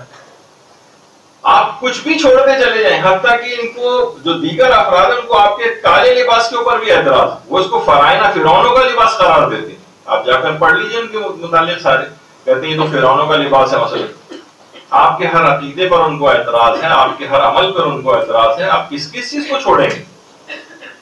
تو یہ مراسم اعزا اس سے ذکر امام حسین تازہ رہتا ہے. اور اب کچھ لوگ ہیں جو روزانہ کی بنیاد پر مخلص مومنین کے لیے ان پر ہر وقت تان و طنز کے تیر چھوڑتے رہتے ہیں، ان کو جاہل، خرافاتی، رسم و رواج پرست، اور ہر وقت ان کی ایمان و عمل پر گویا بس فاتحہ خوانی روزانہ جو ہے وہ ہوتی رہتی ہے. جبکہ آیت اللہ وحید خراسانی یہ بات ارشاد فرماتے ہیں کہ جو شخص بھی کسی ایک چھوٹے سے چھوٹے جملے کے ذریعے بھی شاعر حسینی کی اہمیت کو کم کرے وہ خاتم الانبیاء حضرت محمد مصطفیٰ کی کمر کو توڑتا ہے. معمولی سا ایک جملہ بھی نکالنا جو جس سے شاعر حسینی کمزور پڑ جائے، کوئی اعتراض کرنا، اپنی زبان طعن و اعتراض کو دراز کرنا، یہ گویا پیغمبر کی کمر کو توڑنے کے برابر ہے. یہ باقاعدہ آیت اللہ وحید خراسانی نے کہا ہے. تو اگر کسی کو کوئی واقعی کوئی کسی غلطی کو نشاندہی کرتا ہے، اس کی افادیت کو بڑھانا چاہتا ہے تو اس کے بہت سارے ہیں، اس کو اچھے طریقے سے مثلا اس چیز کی تبلیغ کرے. لیکن یہ طعن و تشنیع کرنا، ہر وقت قوم کو برا بھلا کہتے رہنا، یہ اچھا طریقہ نہیں. دیکھیے یہ مراسم کے ذریعے یہ لوگ جو ہیں آ کر جمع ہوتے ہیں، انہیں مراسم کے ذریعے جمع ہیں. اب اس کے بعد یہاں پر آنے جب لوگ جمع ہو گئے، اب اس کے بعد ان کو کوئی بھی تبلیغ ان کی ہدایت کے لیے، ان کے کردار و عمل کو بہتر بنانے کے لیے، ان کو اچھا مومن بنانے کے لیے اب اس کے بعد آگے کی بات ان کو بتائی جائے. لیکن آپ کہیں گے نہیں ان مراسمی کو ہم ختم کرتے جس کے نتیجے میں یہ لوگ یہاں پر آ کر جمع ہوتے ہیں. یقین کیجیے مراسم لوگوں کی جماوری جو بغیر نے کہا تھا نا کروڑوں روپے خرچ کر کے لوگ میدان بھرتے ہیں خالی, اور یہاں پر بغیر اس کے لوگ کس طرح سے کھینچے چلے آتے ہیں مقناطیس کی طرح سے ان جگہوں کے اوپر کہ جہاں پر عزاداری ہو رہی ہوتی ہے. تو اب اس لحاظ سے دیکھیے جو یہ خود مجالس عزا, آپ کا کیا خیال ہے اس کے متعلق؟ کبھی اگر آپ فتاوی دیکھیں علماء کے, آیت اللہ ناصر مکارم شیرازی سے پوچھا گیا کہ مجالس عزا میں حاضر ہونا اس کا کیا حکم ہے, تو انہوں نے جواب دی مستحب ہے یا واجب ہے؟ جواب دیا کہ حضور در این مجالس مستحب ہے, ویسے تو مستحب ہے ان کے اندر حاضر ہونا, ولی اگر مردم با مقدار لازم حاضر نشود حضور در این مجالس واجب کفایی است. اگر خاص تعداد میں جتنی مجالس کو برپا کرنے کے لیے لوگوں کی ضرورت ہوتی ہے, اگر اتنے لوگ حاضر نہ ہوں تو اس میں حاضر ہونا واجب کفایی ہو جائے گا. احکام عزاداری جو ان کی کتاب ہے آیت اللہ ناصر مکارم شیرازی کی, اس میں سوال کا انہوں نے جواب دیا کہ ویسے تو مستحب ہے, لیکن اگر اتنی مقدار میں لوگ نہ آئیں جتنی ریکوائرڈ ہے مجلس کی شان و شوکت کے لیے اور مجلس کے لیے جتنے ضروری افراد ہوں تو پھر واجب کفایی ہو جائے گا. جس طرح نماز جنازہ واجب کفایی, یعنی پھر واجب کی ایک کیٹیگری کے اندر چلا جائے گا مجالس عزا کے اندر حاضر ہونا, جو کہ خود مراسم عزا کا یہ انتہائی امپورٹنٹ پارٹ ہے. اسی طرح سے آیت اللہ شیخ مرتضی حائری, وہ تو یہ فرماتے کہ روایات کو مد نظر رکھتے ہوئے امام حسین پر گریہ کرنا, گریے کا مستحب ہونا ضروریات مذہب شیعہ میں سے. ضروریات مذہب شیعہ کے معنی اگر کوئی اس کا انکار کرتا ہے تو وہ شیعت سے خارج سمجھا جائے گا. یعنی امام حسین پر گریے کا مستحب ہونا, یعنی اتنا مسلم و ثبوت یہ مسئلہ ہے. اس کے علاوہ آیت اللہ وحید شیخ آیت اللہ سید محمد حسینی وحیدی تبریزی, وہ فرماتے ہیں کہ امام حسین پر گریہ اور مجالس عزا کو برپا کرنے کا اتنا ثواب ہے جس کو نہ زبان بیان کر سکتی ہے اور نہ قلم لکھ سکتا, اتنا زیادہ اس کا ثواب. اس کو کوئی بھی نقصان اس طرح سے پہنچانا اعتراضات کر, یہاں تک کہ آیت اللہ مرشی نجفی فرماتے تھے اپنے وصیت نامہ میں لکھا تھا کہ مجھے قبر میں لٹانے کے بعد دفن سے پہلے امام حسین کی رخصت کے مصائب وہاں پڑھنا, اور جس رومال سے میں امام حسین اور اہل بیت کے مصائب پر جاری ہونے والے آنسوؤں کو پوچھتا تھا دفن کے وقت اسے میرے سینے پر رکھ دیا جائے. اتنی اہمیت ہے ان تمام مراسم کی, اس کے نتیجے میں بہنے والے آنسوؤں کی. اور آیت اللہ احمد خنساری فرماتے تھے, رحلت سے پہلے فرمایا تھا کہ دنیا سے خالی ہاتھ جا رہا ہوں, ایک عمل سے امید ہے اور وہ ہے امام حسین پر گریہ. صرف اس سے امید ہے کہ یہ شاید مجھے بچا لے. اور علامہ مرتضی عسکری فرماتے تھے, آیت اللہ مرتضی عسکری, کہ معصومین کی عزاداری ان کی تعلیمات کو زندہ رکھنے کا مصداق ہے. یعنی یہ جتنے بھی مراسم عزا انجام دیتے ہیں اس سے ان کی تعلیمات زندہ ہوتی ہیں. آیت اللہ فاضل لنکرانی فرماتے تھے کہ اگر امام حسین کا قیام نہ ہوتا تو پہلی صدی میں اسلام کا سورج غروب ہو جاتا, اور عزاداری امام حسین اسی قیام کو زندہ رکھنے کا سبب. یعنی امام حسین نے اس قیام کو زندہ اور باقی اس عزاداری کی رسومات نے رکھا ہوا.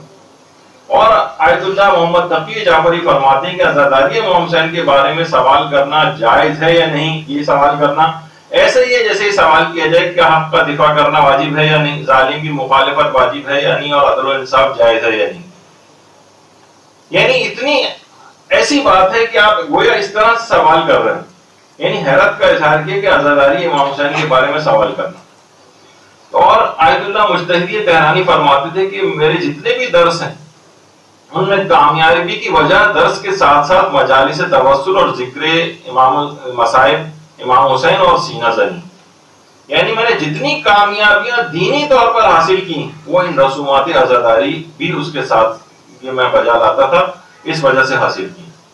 تو اس چیز کو کبھی بھی آپ اپنے اس سے نکالے نہیں, اور یہ چھوٹی چھوٹی جو بھی مباح رسومات ہیں یہ بھی ساری ان کو بھی ویسے ہی انجام دیں. مجتہدین کے پاس ان کے جواز کے جو ہے وہ سب فتاوی وغیرہ موجود ہیں. اچھا اب آ جائیے, اب ایک سوال ہے کہ عام طور پر رسومات عزاداری کے اندر ایک چیز اور بھی ہوتی ہے, وہ مثلا یہ کہ ہاتھوں میں مثلا کلاوے لوگ پہنتے ہیں, ہتھ کڑی پہنتے ہیں, بیڑی پہنتے ہیں, بہت سے لوگ زنجیر نما چیز پہنتے ہیں. عام طور پر سب جو ہے وہ ملتی ہیں. تو اس میں بھی ایک چیز اعتراض یہ ہوتا ہے کہ یہ تو ظالمہ نے اپنی مرضی سے تو نہیں پہنی تھی، کہ دشمن نے پہنائی تھی. ظالموں نے کیونکہ پہنائی تھی تو لہٰذا یہ ظالموں کی سنت ہے. اور یہ مثلا ابھی آگے چل کر اس کا بھی تذکر آئے گا کہ ہندوانی رسم ہے اس طرح سے پہننا، تو یہ نہیں پہننا چاہیے. تو دیکھیے اس کے کچھ تو جواب اس طرح سے دیے جاتے ہیں کہ مثلا دیکھیے ایک تو یہ ہے کہ اگر آپ کہیں کہ ظالموں نے زبردستی ان کو پہنائی تھی، انہوں نے خوشی سے تو زنجیریں یا رسیاں نہیں پہنی تھی، تو یہ تو ظالموں کی سنت ایک لحاظ سے آپ اس کو زندہ کر رہے ہیں. تو ہم پھر یہ کہیں گے کہ ظالموں نے تو ان کو پیاسا بھی رکھا تھا، تو اس کی یادگار کے طور پر ہم صبح فجر سے لے کر عصر تک کیوں عاشور کے روز فاقہ کرتے ہیں اور بھوکے پیاسے رہتے ہیں؟ کہ بھوکا پیاسا رکھنا تو ظالموں کا فعل تھا نا، تو یہ ہم خود سے کیوں کرنا شروع کر دیا ہم؟ اور رلایا تو ظالموں نے تھا، اہل بیت کو جو رلایا تھا وہ ظالموں نے رلایا تھا، تو ہم خود رو رو کر کیوں اپنے آپ کو ہلکان کرتے ہیں؟ یہاں تک کہ ہمیں علماء بھی روتے اور سسکتے جو ہے وہ نظر آتے ہیں. اس دن کے بجائے ہم کیوں نہ خوشی کا غم کا اظہار کرتے ہیں تاکہ دشمن جو ہے ہمارا ہمیں خوش دیکھ کے اور جلے مثلا.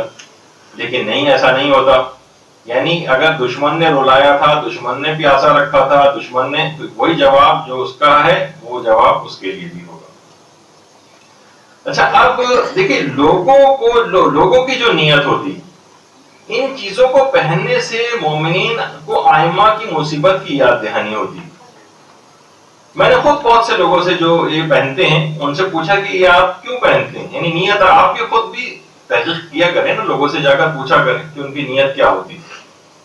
تو سب نے کہا کہ ہمیں قید و بند جو ہے حرم اہل بیت کی قید و بند یاد آتی ہے، ان کے پابند سلاسل رسیوں میں کس طرح سے چکڑا گیا تھا، ان کی مصیبت یاد آتی ہے. اہل بیت کا غم جو ہے وہ ہر وقت ہمارے سامنے تازہ رہتا ہے. اور کسی نے تو بہت اچھا جملہ بھی کہا اس سلسلے میں کہ یہ جو ہم کہتے ہیں کہ یا لیتنی کنت معکم فافوز فوزا عظیما، کہ ہم بھی مولا آپ کے ساتھ ہوتے تو ہم بھی عظیم کامیابی حاصل کرتے. تو انہوں نے فرمایا بڑا اچھا جملہ کہ ہم اگر ان کے ساتھ ہوتے تو ہمارے ساتھ کیا ہوتا؟ ہم شہید ہوتے، ہم قید کیے جاتے، ہم زندان و درباروں میں لے کر جائے جاتے، ہمیں ہتھکڑیاں ڈالی جاتی، ہمیں بیڑیاں پہنائی جاتی، ہمیں توق و سلاسل اور رسیوں میں جکڑا جاتا. مائیں اس نیت سے پہلے پہناتی رہی ہیں. دیکھیے بہت ساری نیتیں ایسی ہیں جو شروع میں تھی، اب نکل گئی، تو اس کو دہرانے کی ضرورت ہے نیتوں کہ بہت سی رسومات دیکھیے باقی رہ گئی، نیت نکل گئی. اس نیت سے پہناتی تھی کہ اگر دین کے لیے تمہیں پابا زنجیر بھی ہونا پڑے، تمہیں دین کے لیے رسیوں کے اندر جھگڑا بھی جانا پڑے، تو تم اس کو برداشت کرنا اور امام حسین اور ان کے خانوادے کی یاد اس طریقے سے مناؤ تاکہ تمہارے دماغ میں ہر وقت ان کی یاد تازہ رہے. جب بھی تم اپنے ہاتھ میں مثلا جو ہتھ کڑی یا کڑا یا جو کوئی بھی اس طرح کی چیز پہنی اس کو دیکھو تو فوراً یاد کرو. اکثر لوگ کہتے ہیں کہ ہم جب بھی دیکھتے ہیں ہم درود پڑھتے ہیں ان کے اوپر. آپ بھی پڑھ لیجیے.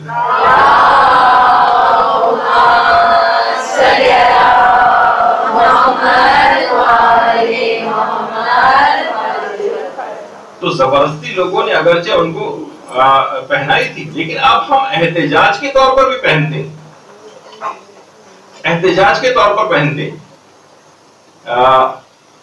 آپ نے دیکھا ہوگا کہ جو لوگ بھی یہ پہنتے ہیں، مثلا اسکول جاتے ہیں، کالجز جاتے ہیں، اپنے جاب کی جگہوں پہ جاتے ہیں، ہر شخص پوچھتا ہے کہ کیوں پہنا ہوا ہے تم.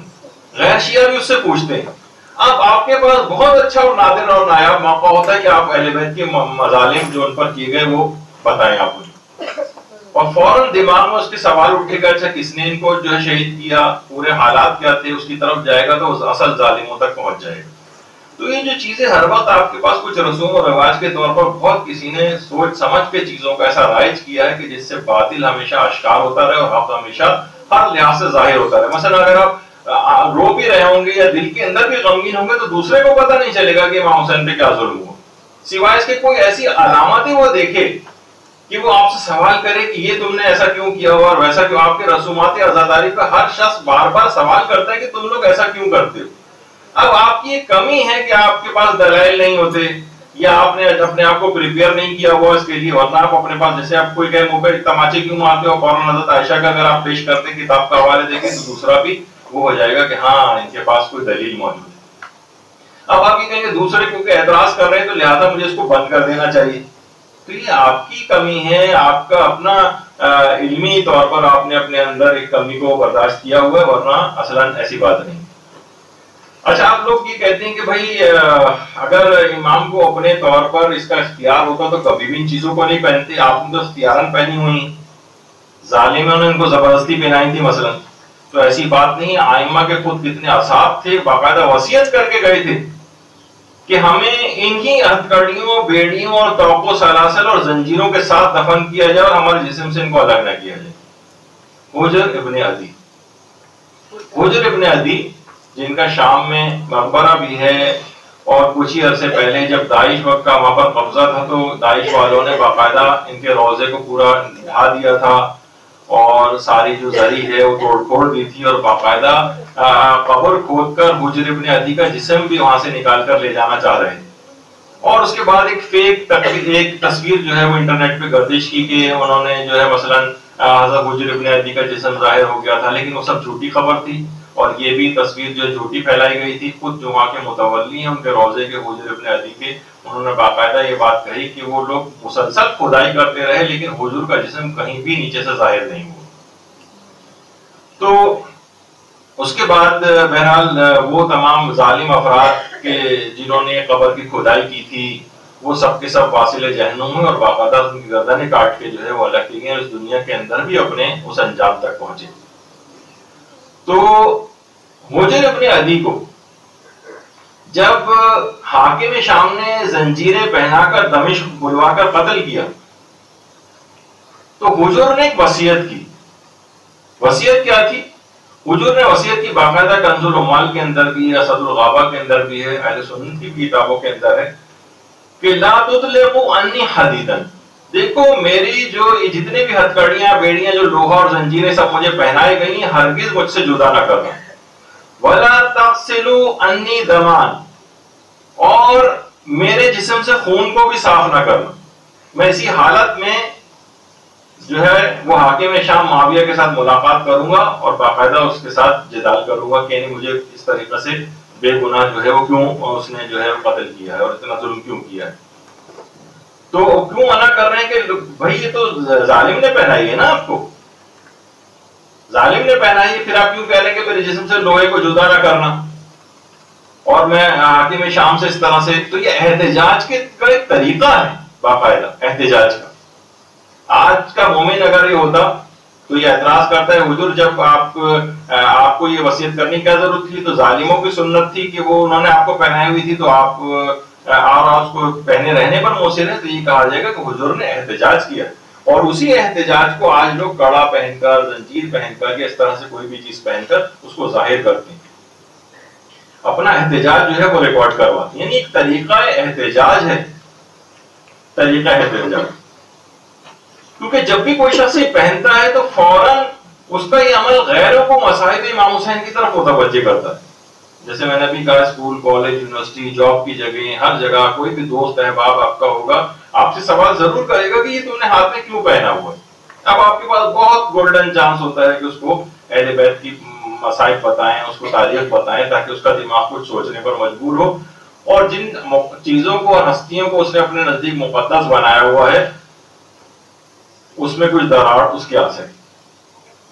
اور یہی وجہ ہے کہ پوری دنیا کے, آپ ترکی کے اندر دیکھیں, ترکی کے اندر جو عورتیں ہیں, پچھلی دفعہ بھی آپ کو تصویر دکھائی تھی کہ وہ ہاتھوں میں زنجیریں پہنتی. اب ان سے کہا جائے کہ بھائی آپ کیوں پہن رہے ہیں, یہ تو بدعت ہے, اور یہ تو ظالموں نے ان کو پہنائی تھی, تو زبردستی پہنائی تھی, تو آپ کیا ظالموں کی سنت زندہ کر رہے ہیں؟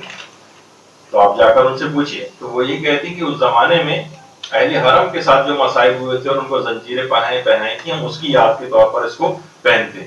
اور آج کتنے ہی زیادہ وہاں پر, یعنی پورا سوچیے کہ لاکھوں کا جو ہے وہ مجمع ہوتا ہے, اور ہر عورت کے ہاتھ میں اس لحاظ سے زنجیر ہوتی.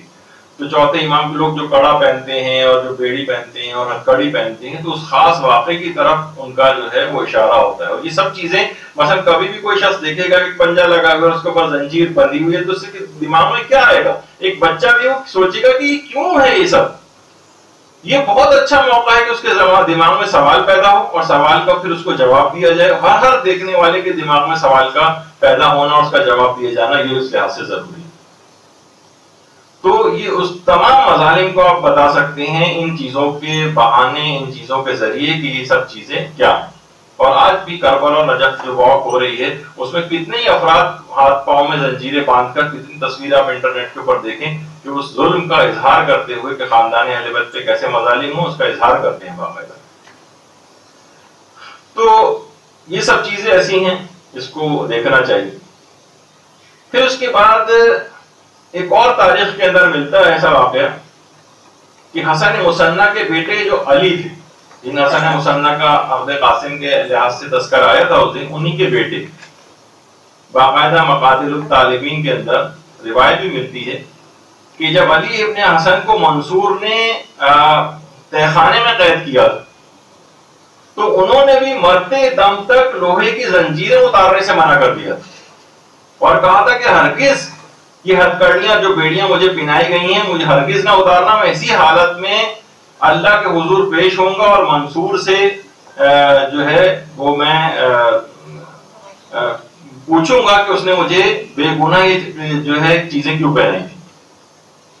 تو یہ علی ابن حسن مصنع کی باقاعدہ وصیت، تو یہاں سے سوال کیا جائے علی ابن حسن مصنع یہ تو ظالموں نے آپ کو پہنائی تھی، پھر آپ اس کو پہننے پر اصرار کیوں کر رہے ہیں؟ تو وہ کہیں گے کہ میں احتجاج کے طور پر یہ بات کر رہا ہوں۔ تو وہی احتجاج کی ان کی سیرت پر آج لوگ عمل کرتے ہیں اور احتجاجاً اس چیز کو پہنتے ہیں۔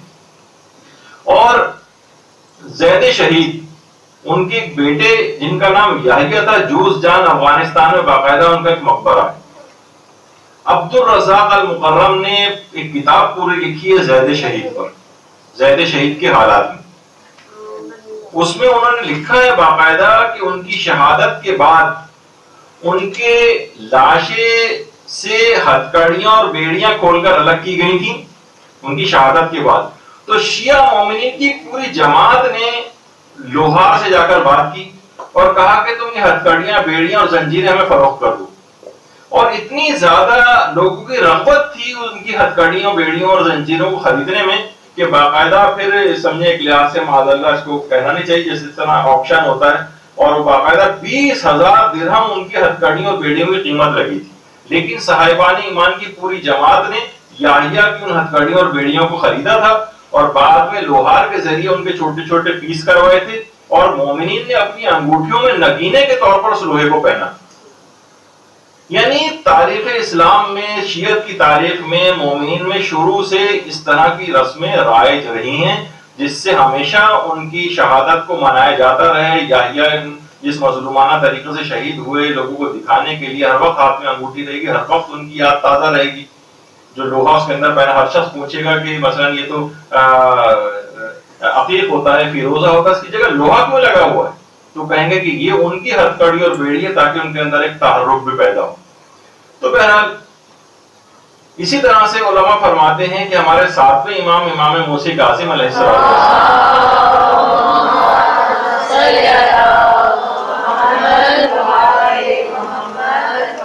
ان کی وصیت کے مطابق باقاعدہ مستدرک الوسائل میں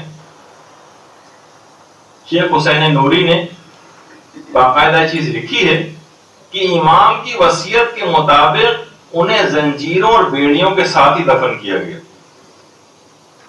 تو امام نے کیوں؟ مولا آپ کو تو ظالموں نے پہنائی تھی، زبردستی پہنائی تھی۔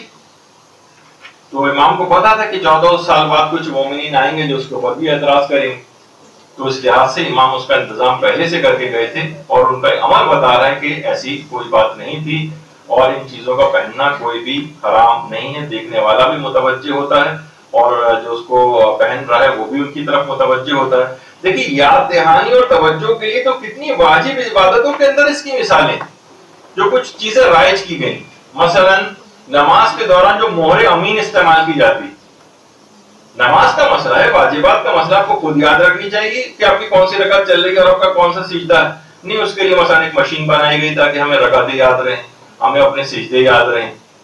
مہر امین آپ دیکھیں جگہ جگہ ملتی ہے، لوگ مومن جو زیادہ شکی ٹائپ کے ہوتے ہیں اس کو استعمال کرتے ہیں عبادتوں کے اندر یاد دہانی کی چیزیں۔ یا مثلا طواف میں 7 دانوں کی تسبیح، کون سی روایت کے اندر آئی ہے، کون سی حدیث کے اندر آئی کہ طواف کے چکروں کو یاد کرنے کے لیے 7 دانے کی تسبیح ہاتھ میں رکھی جائے؟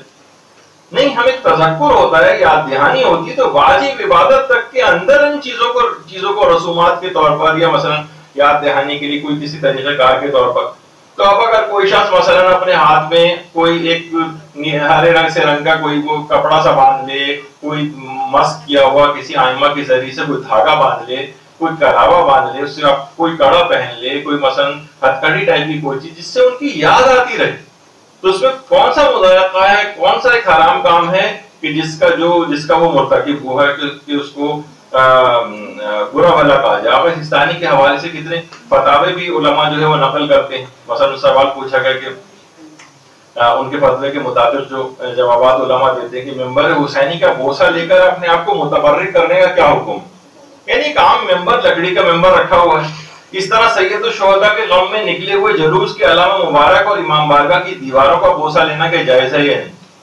جواب: ایسا کرنے میں کوئی حرج نہیں، بلکہ ہر وہ چیز جس کی نسبت سید الشہداء اور دیگر ائمہ معصومین کی طرف ہو ان سے متبرک ہونے میں کوئی اشکال نہیں. ہر وہ چیز جس کی صرف نسبت سید الشہداء سے ہو جائے. یہ کڑا کوئی پہن رہا ہے، یہ نسبت ہو رہی ہے امام سجاد سے. یہ مثلا کوئی کلامہ پہن رہا ہے اسیرانی کربلا سے ایک نسبت کے طور پر پہن رہا ہے. فرما رہے ہیں کسی چیز کی بھی نسبت سید الشہداء اور دیگر ائمہ معصومین کی طرف ہو تو اس سے متبرک ہونے میں کوئی اشکال نہیں. پھر دوسرا سوال پوچھا کہ بعض مومنین زیارت مقامات مقدسہ کے وقت معصومین کی ذریعے پر سبز کپڑا یا دھاگا باندھتے ہیں اور بعد میں اسے کھول کر تبرک کی نیت سے اپنے ہاتھ یا گلے میں باندھ لیتے ہیں، کہ ایسا کرنا جائز ہے؟ جواب: ایسا کرنے میں کوئی حرج نہیں، باندھ سکتے ہیں. تو اس کو ایک ہندوؤں کی یادگار بنا دینا اور اس طرح سے کہنا یہ صحیح نہیں. اچھا، اب لوگ کہتے ہیں کہ بھائی یہ تو آپ نے خود ہی سے کپڑا باندھ لیا ہے، خود ہی اس کو قرار دے دیا کہ یہ نسبت ہو گئی ہے. تو جی ہاں، اس سے نسبت ہو جاتی ہے. مثلا علم ایک کپڑا ہی تو ہے، آپ خود کپڑا لے کر آتے ہیں. بعض اوقات بہت سے علموں کو آپ مثلا رنگتے بھی ہیں اور اس کو پھر آپ نے ایک لکڑی کے اوپر لگا دیا اور اس کے بعد اس کا خود بخود اس کے اندر ایک تقدس آ گیا. اب اس کا احترام لازم ہو گیا. مثلا نوجوانوں کے لحاظ سے کہوں، لڑکوں کے حوالے سے کہ مثلا ابھی شادی بھی نہیں ہوئی، صرف بات طے ہوئی ہے، منگیتر ہوئی، اور ان کے لیے ایک خود بخود ایک غیرت کا ایک احساس اس کے اندر پیدا ہو جاتا ہے. بھائی ابھی تو کوئی رشتہ بھی آپ کا قائم نہیں ہوا، صرف نسبت طے ہونے سے یہ فرق پڑ جاتا ہے. انسان کے جذبات الگ ہو جاتے ہیں، طریقہ کار الگ ہو جاتے ہیں. اسی طرح سے علماء اس کی مثال دیتے ہیں جیسے غلاف کعبہ. ایک سال غلاف کعبہ پچھلے سالوں میں پاکستان سے بھی تیار ہو کر گیا. اچھا، ابھی تو تیار ہو کر بھی نہیں گیا، صرف کپڑا مثلا خریدا گیا، لوگ زیارت کے لیے جانا شروع ہو گئے. کیوں؟ صرف خانہ کعبہ سے. ابھی تو خانہ کعبہ پر لگتا تو متبرک ہوتا ہے نا، ابھی تو لگا بھی نہیں ہے، صرف منسوخ ہوا ہے. ہو سکتا ہے حالات ایسے ہوں کہ حکومت سعودی عرب کانٹریکٹ کینسل کر دے اور کہتے ہیں ہم فلاں ملک سے بنوا لیں گے، ہم خود بنا لیں گے، آپ کا ہمیں یہ غلاف نہیں چاہیے. لیکن لوگ اس کی زیارت کو پھر بھی جاتے رہے. مثلا کیا کوئی شخص یہ کر سکتا تھا کہ مثلا جو خانہ کعبہ کا جو غلاف جو کہ لگا نہیں ابھی صرف پاکستان میں، یا مثلا اس کی جا کر کوئی توہین کرے معاذ اللہ؟ کبھی کو لوگ اگر کوئی کرنا چاہتا بھی معاذ اللہ تو فوراً اس کو روکا جاتا ہے، لوگ غصے کے اندر آ جاتے ہیں. حالانکہ ابھی تو صرف نسبت ایک ہوئی ہے اس سے. اور یہ کپڑا بھی ہم نے خود ہی خریدا ہے، کپڑا یہیں تیار کیا، ابھی تو خانہ کعبہ گیا بھی نہیں. ہاں، اس کے بعد جب خانہ کعبہ پر جاتا ہے اور خانہ کعبہ کے اوپر لگ جاتا ہے، اب لوگ اسی کا تبرک ہو جاتا ہے. باقاعدہ آج کل تو لوگ کینچیاں لے کے جانے لگے ہیں، وہ غلط ہے، حرام ہے. وہ باقاعدہ ٹکڑے کاٹ کاٹ کے لے کے آتے ہیں وہاں سے، اور جو کہ صحیح نہیں ہے، دھاگے کاٹ کے لے کر آنے لگے ہیں وہاں سے، حرام عمل. تو بہرحال اب ایک احترام آ گیا. اسی طریقے سے ہتھکڑی، بیڑی، کلاوا، اس طرح کی کوئی چیزیں، ان کا خود بخود ایک احترام آ گیا. مثلا اگر مثال دوں گا آپ کو کہ اگر کوئی شخص یا مثلا جیسے کہ حضرت عباس سے منسوب ایک مشق ہوتی، معاذ اللہ یہ خود ہم نے بنائی ہے، صرف ایک نسبت ہی تو تھی، اس کو اٹھا کے معاذ اللہ سما معاذ اللہ کوئی شخص نیچے توہین کے لحاظ سے نیچے پھینک دے، اس کو پٹک دے مثلا، تو ہر شخص، ہر شیعہ غصے میں آ جائے گا اور کہے گا کہ یہ آپ نے کیا توہین کی. حالانکہ وہ کہے گا بھائی توہین کیا، یہ کوئی حضرت عباس کی مشق تھوڑی ہے، یہ تو آپ نے خود ہی بنائی ہے، جا کے خرید کر لے کے آئے ہیں فلاں دکان سے، بس آپ نے خود سے ہی نسبت دے دی. جی ہاں، نسبت دینے سے متبرک ہو گئی، اور اتنی متبرک ہو گئی کوئی شخص کو اس کی ورنہ کوئی اور اس طرح کا کوئی برتن رکھا ہوتا اور کوئی نیچے پھینک دے کسی کی شکل کا مثلا، اور نسبت نہ دی گئی ہوتی تو پھر یا مثلا کوئی ایک ایسی طور پر کہ بھئی یہ پہلے زمانے میں مشقیں ایسی ہوتی تھیں اور یہ مشق اس کے بعد پھینک بھی دے تو کوئی پرواہ نہیں کرے گا، لیکن نسبت ہونے سے اتنی پرواہ کرنی پڑے گی آپ۔ اچھا اسی طرح سے علماء ایک بات اور، لوگ اس کے اوپر بھی اعتراض کرتے ہیں کہ ابھی کچھ ہی عرصے پہلے مثلا لوگ انٹرنیٹ پہ ڈالنا شروع ہو جاتے ہیں کہ بھئی دیکھیے ذوالجنہ جو ہے وہ مر گیا کسی، یہ تو خیر ایک ذوالجنہ کو باقاعدہ گولی ماری گئی تھی اس کی تصویر ہے جو ان لوگ لے کر جا رہے ہوتے ہیں، اور یہ جو تکفیری عناصر ہیں فرقہ واریت پھیلانے کے لحاظ سے۔ لیکن ایک تھا کہ واقعی جانور بھی جس طریقے سے مرتے ہیں تو لوگوں نے زمین کھود کے اس کو باقاعدہ اس طرح دفن کرتے ہیں، ایسا دفن کرتے وقت کی تصویر۔ البتہ ایک جگہوں پر یہ تھا، کسی جگہ سننے میں آیا کہ نماز کفن دیا گیا اور نماز جنازہ پڑھی گئی، یہ سب خرافات، یہ حرام بھی ہے، یہ صرف مشروعیت صرف مومن کے لیے، یہ کوئی کرے گا تو اسے آپ روکیں گے۔ لیکن لوگوں نے دفن کرنے پہ بھی اعتراض کیجیے، بتائیے ذوالجنہ کو دفن کیا جا رہا ہے، بھائی اگر آپ دیکھیں تو یہ کل تک لوگ آپ کو ہنسیں گے، کیا پسند اگر آپ دفن نہیں کریں گے تو معاذ اللہ سما معاذ اللہ سے کہیں کوڑے کے ڈھیر پہ آپ پھینکیں گے جا کر، تاکہ پوری دنیا ہنسے آپ کے اوپر کہ دیکھیے کل تک تو اس کو چومتے تھے اور ہاتھ لگاتے تھے اور متبرک سمجھتے تھے اور آج اس کا یہ حال کیا ہوا۔ تو اور ویسے بھی تعفن پھیلتا ہے اور چیزیں ہوتی ہیں، تو باقاعدہ دفن کرنے کی حد تک وہ ہے۔ تو ان چیزوں کے اندر ذوالجنہ وغیرہ کے اندر بھی خود بخود نسبت کی وجہ سے ایک تقدس آ جاتا ہے۔ تو یہ تمام چیزوں کو لوگوں کو سوچنا چاہیے۔ اسی طرح سے جس طریقے سے ذریعے امام حسین علیہ السلام جو ہے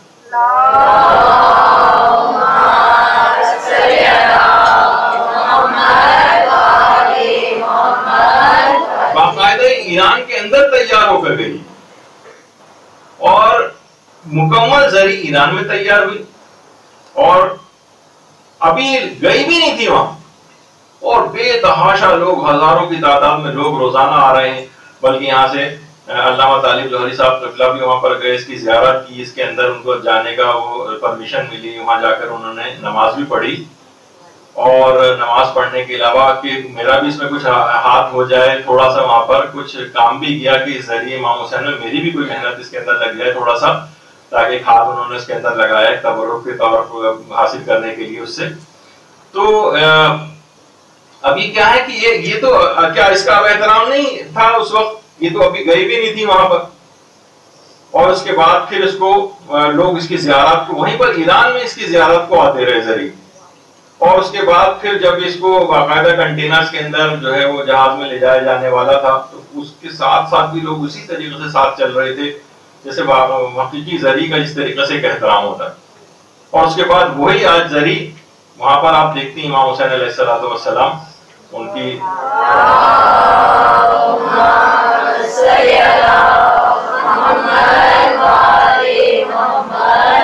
تو ایک نسبت کا ایک احترام آ گیا۔ وہی چیز کسی بھی جگہ جا کر تیاروں سے بھی منسوب ہو جائے، ہو سکتا ہے نہ بھی وہاں پر جا کر لگے، لیکن پھر بھی خود بخود اس کا احترام کرنا لازم اور ضروری ہو جاتا ہے۔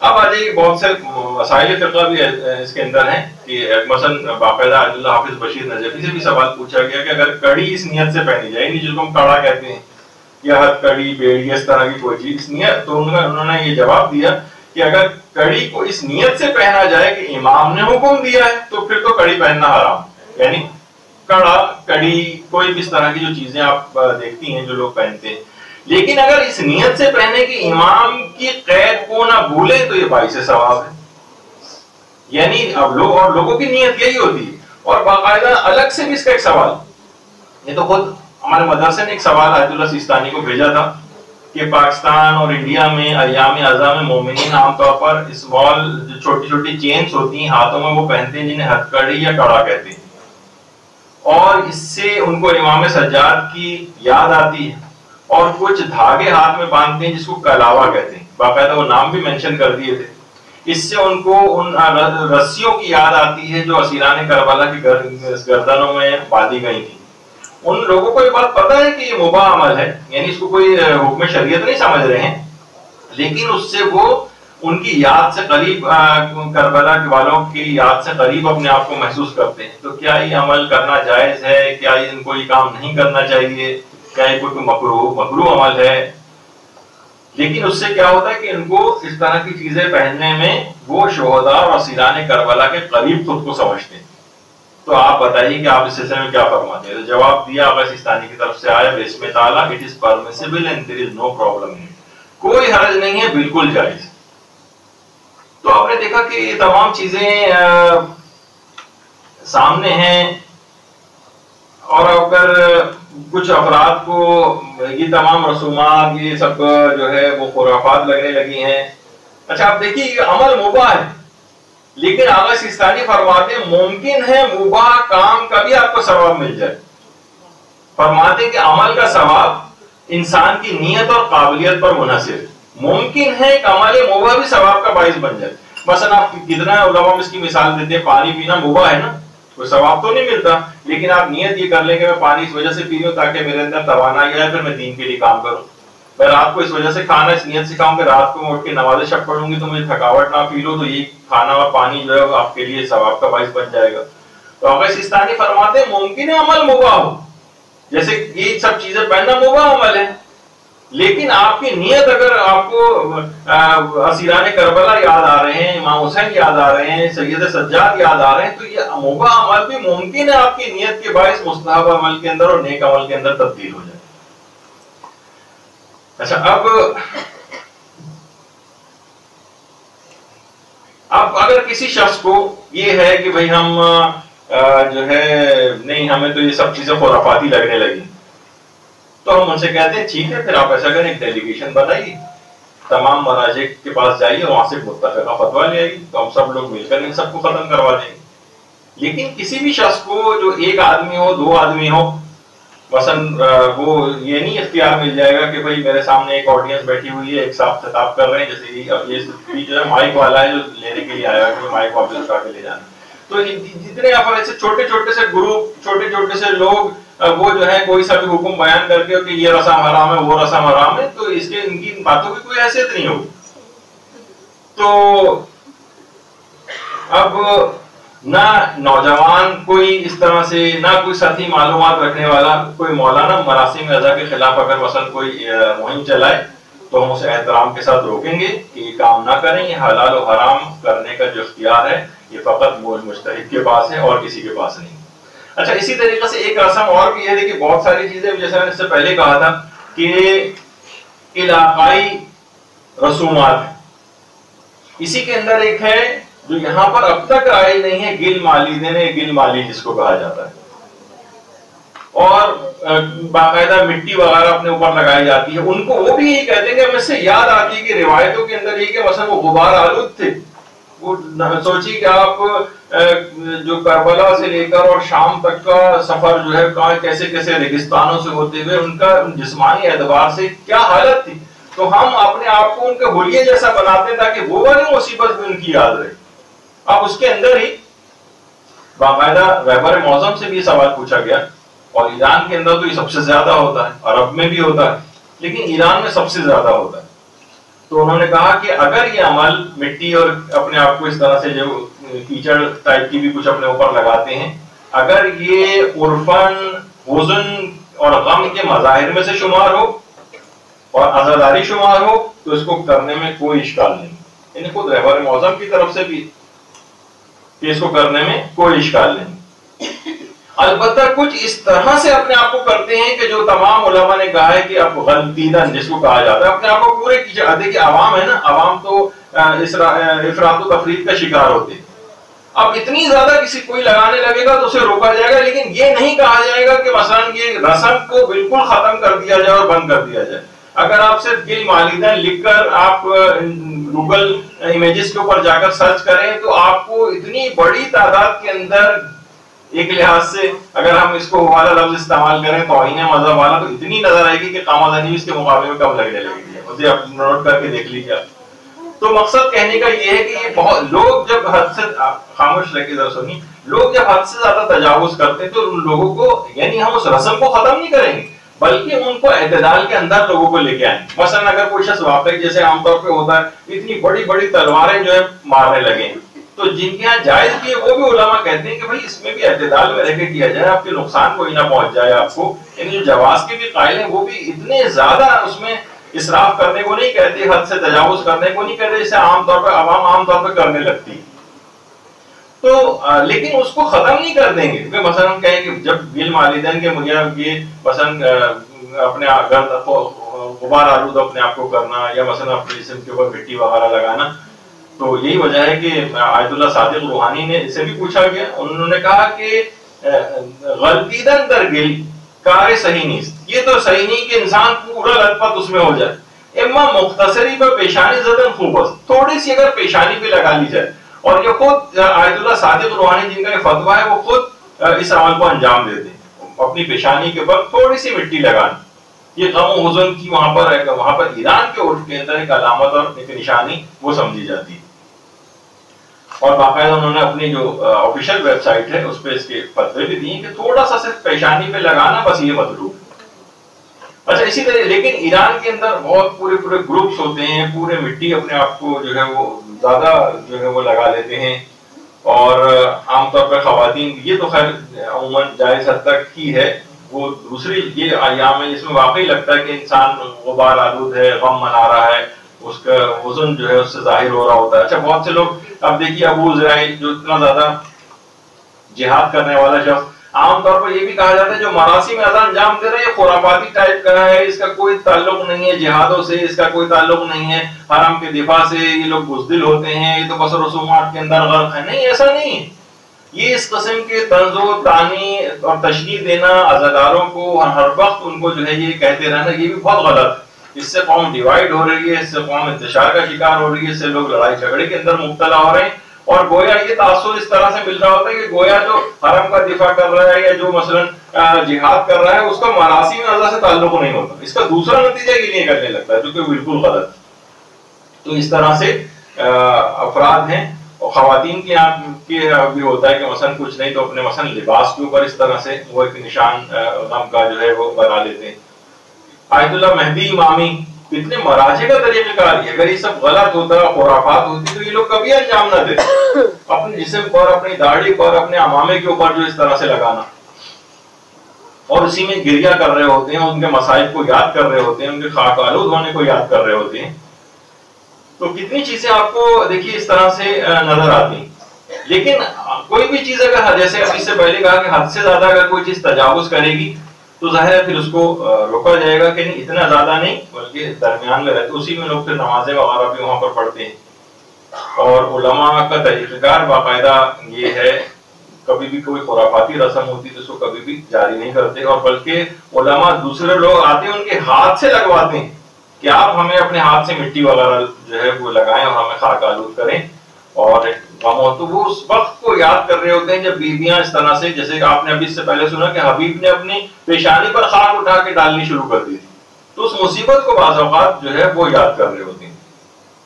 اور آیت اللہ صافی گل پائگانی سے بھی سوال پوچھا گیا کہ لوگ اکثر خود کو خاک آلود کر کے ننگے پاؤں جو ہے وہ چلتے ہیں, تو انہوں نے کہا کہ اس میں کوئی حرج نہیں اور کرنے کی بالکل جو ہے وہ اجازت ہے, اور یہ اظہار حزن و غم جو ہے وہ شمار ہوتا ہے. اسی طریقے سے باقاعدہ آیت اللہ شبیری زنجانی سے بھی کہا گیا کہ جناب یہ اکثر لوگ کہتے ہیں کہ یہ توہین مذہب ہے اپنے آپ کو اس طرح سے خاک آلود کرنا. انہوں نے حیرانگی کا اظہار کیا, توہین مذہب کس نے کہا ہے کہ توہین مذہب؟ ہمارے کہہ رہے ہیں یہ روش مورد تائید فقہاء اعظام و علماء سلف بوداست. یہ تو فقہاء اور ہمارے علماء سلف جو ہیں ان سے یہ والی رسم جو ہے اس سے ان کی تائید ہوتی ہے. اور خود تو آگے فرما رہے ہیں کہ ہم نے سنا ہے کہ آیت اللہ بروجردی ایک دفعہ آنکھوں کے درد میں مبتلا ہوئے, تو ایک سال جب عزاداری ان کے یہاں ہوئی تو انہوں نے عزاداروں کے پاؤں کی جو مٹی ہے وہ اپنی آنکھوں میں لگائی, اور اس سے ان کی آنکھیں بالکل ٹھیک ہو گئیں. اور اس کے بعد وہ 90 سال کی عمر تک زندہ رہے آیت اللہ بروجردی, اور مطالعہ اور تحقیق میں آخری وقت تک انہوں نے کبھی اینک لگانے کی ضرورت ہی ان کو پیش نہیں ہے.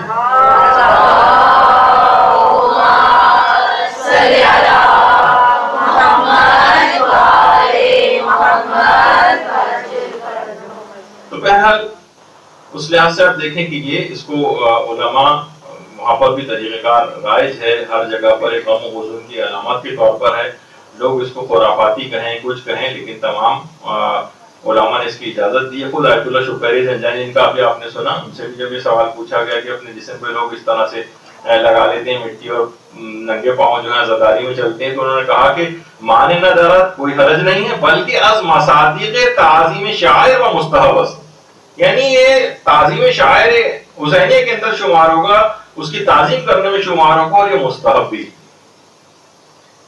اور رہبر معظم نے بھی جو بھی تفصیلی اس پہ فتویٰ دیا ہے تو انہوں نے کہا کہ اگر اس طور پہ اس کو لگایا جائے کہ اس کو عزادار شمار کیا جائے اتنی سادہ طریقے سے اس حد تک لگانا کہ عرفاً وہ اس کا عزادار ہونے کی نشاندہی کرے تو کوئی حرج نہیں ہے. لیکن اگر انگشت نمائی کا سبب بن جائے اور توہین مذہب کا سبب بن جائے، جیسے آپ نے دیکھا کیچڑ میں پورا غلطہ ہو جائے وہ، تو یہ کوئی حزن و غم کے طور پر اس کو نہیں شمار کیا جائے گا، پھر جائز نہیں رہے گا. تو انسان جو ہے وہ اس طرح سے اپنے آپ کو رکھے. اسی طریقے سے دیکھیے علماء نے اس پہ بھی فتاوے دیے ہیں کہ جناب عزاداری امام حسین میں گریبان کو چاک کرنے کا جو ہے جو حکم ہے وہ کیا ہے، کوئی حرج نہیں ہے، گریبان بھی چاک ہو سکتا ہے. اس کے علاوہ چہرے پر گریبان چاک کرنا اور چہرے پر فراشی ڈالنا، آیت اللہ ہاشمی شاہرودی فرماتے جو بھی مختلف علماء کے آپ کے سامنے پیش کر رہا ہوں کہ صرف چند لوگوں کے نہیں بلکہ تمام علماء کے فتاوے اس طرح سے کہا ہے بالکل جائز ہے. چہرے پر خراشیں تک جو ہے وہ ڈالی جا سکتی ہیں. اب کوئی لاکھ کہے کہ بھئی یہ تو توہین مذہب آپ کو ہو رہی ہے، سے نہیں. اور آیت اللہ حافظ بشیر بھی فرماتے ہیں کہ مجھے نجف میں رہتے ہوئے 50 سال ہو چکے ہیں، میرے ناقص خیال کے مطابق اہل بیت کی محبت جتنی پاک و ہند کے شیعوں میں بالخصوص برصغیر کے شیعوں میں پائی جاتی ہے بالعموم، اس محبت کا مظاہرہ اہل بیت کے مصائب و فضائل کا اہتمام دنیا کسی اور خطے میں اور کسی قوم میں نہیں پائی جاتی. یعنی آپ کو باقاعدہ افتخار ہے، بہت سے مراسم، مراسمی کے ذریعے تو اپنے افتخار اپنا جو ہے وہ برقرار رکھا ہوا کہ آپ ایسے مراسم انجام دیتے ہیں کہ اس سے محبت اہل بیت کا اظہار ہوتا ہے.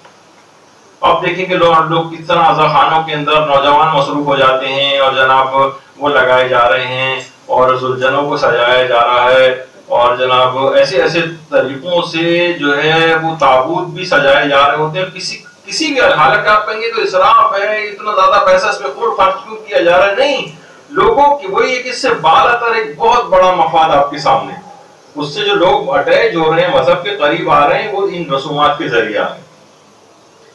چھوٹی چھوٹی بچیاں، اب کوئی کہے کہ جناب عام طور پر اس پہ میں اس دفعہ آیا نہیں، ورنہ اس پہ بھی لوگ کہتے ہیں کہ اس پہ اعتراض آپ لوگوں کی ذرا وہ ہے فائدے مندی چیز ہو جاتی ہے. وہ اگر میں اس کا ذکر کرتا کہ بھئی جو ہے یہ لوگ کالے کپڑے جو ہے ہر سال جو ہے خواتین سلوانے جاتی ہیں، تو اگر وہ سلوا بھی رہی ہیں، مثلا اس بچی کے لیے بھی تو ہرے رنگ کا یہ سب پہنائے باقاعدہ خریدا ہوگا، پہنائے جانے کے لیے سلوایا گیا ہوگا، یہ کوئی فیشن کے طور پر تو نہیں ہے. لیکن ان جس طریقے سے تمام چیزوں سے علامتوں سے اظہار ہوتا ہے غم کا، اس کے لیے اگر کپڑے سلوانے بھی آپ کو پڑے وہ ٹھیک ہے، ہدف خود نمائی نہیں ہونا چاہیے، ہدف کوئی فیشن نہیں ہونا چاہیے. اور بہت مشکل ہے، میں سمجھتا ہوں کہ کوئی مومن یا مومنہ ایک فیشن کے طور پر کالے کپڑوں کو سلوائے اور غم کا اور امام حسین کا کوئی خیال اس کے دماغ میں نہ ہو، اپنی کسی نفسانی خواہش کے لیے کرے. نہیں، ایسا میں نہیں سمجھتا. کوئی اگر ہے تو اپنی نیت کی اصلاح کرے. لیکن بہرحال یہ سب چیزیں اس کو تو بہرحال ایک چیز یہ، اور دوسرا مراسم عزاداری برپا کرنے والوں پر خرافاتی اور بزدل ہونے کا طنز یہ بالکل بھی مناسب نہیں، اس کو نہیں کرنا چاہیے. اور یہ آخر میں بس اس پہ ہم اینڈ کرتے ہیں، اگرچہ بہت سی رسومات عزاداری باقی رہ گئیں کہ اس کو حرام قرار دینے کا اختیار کسی بھی مومن یا عام مولانا کو نہیں. یہ مرجع کا کام ہے اور مرجع ہی اس کو اس سلسلے میں جو بھی اس سے ہٹے گا وہ فتنہ و فساد پھیلائے گا. اور امام خمینی نے فرمایا کہ اختلاف اور تفرقہ یہ شیطان کی طرف سے ہے اور اتحاد و وحدت رحمان کی طرف سے. تو کوشش یہ کریں کوئی بھی ایسا چیز نہ ہو کہ جس سے معاشرے کے اندر کوئی انتشار اور اختلاف ہو. دین کے محافظ علماء کرام ہمارے اور جو مراجع اعظام ہیں، مجتہدین ہیں، وہ دین کے محافظ ہیں. کوئی بھی اگر ایسی بات ہوگی تو ان کی طرف سے صحیح طور پر حکم اس کا آئے گا، ہم اس کے مطابق عمل کریں گے. چھوٹے موٹے میرے جیسے کسی آدمی کو حق نہیں ہے کہ وہ جو ہے کسی رسم عزاداری کو حرام قرار دے. وصلی اللہ علی محمد وعلیہ الطیبین. برحمتك يا أرحم الراحمين وصلى الله على محمد وآله الطاهرين.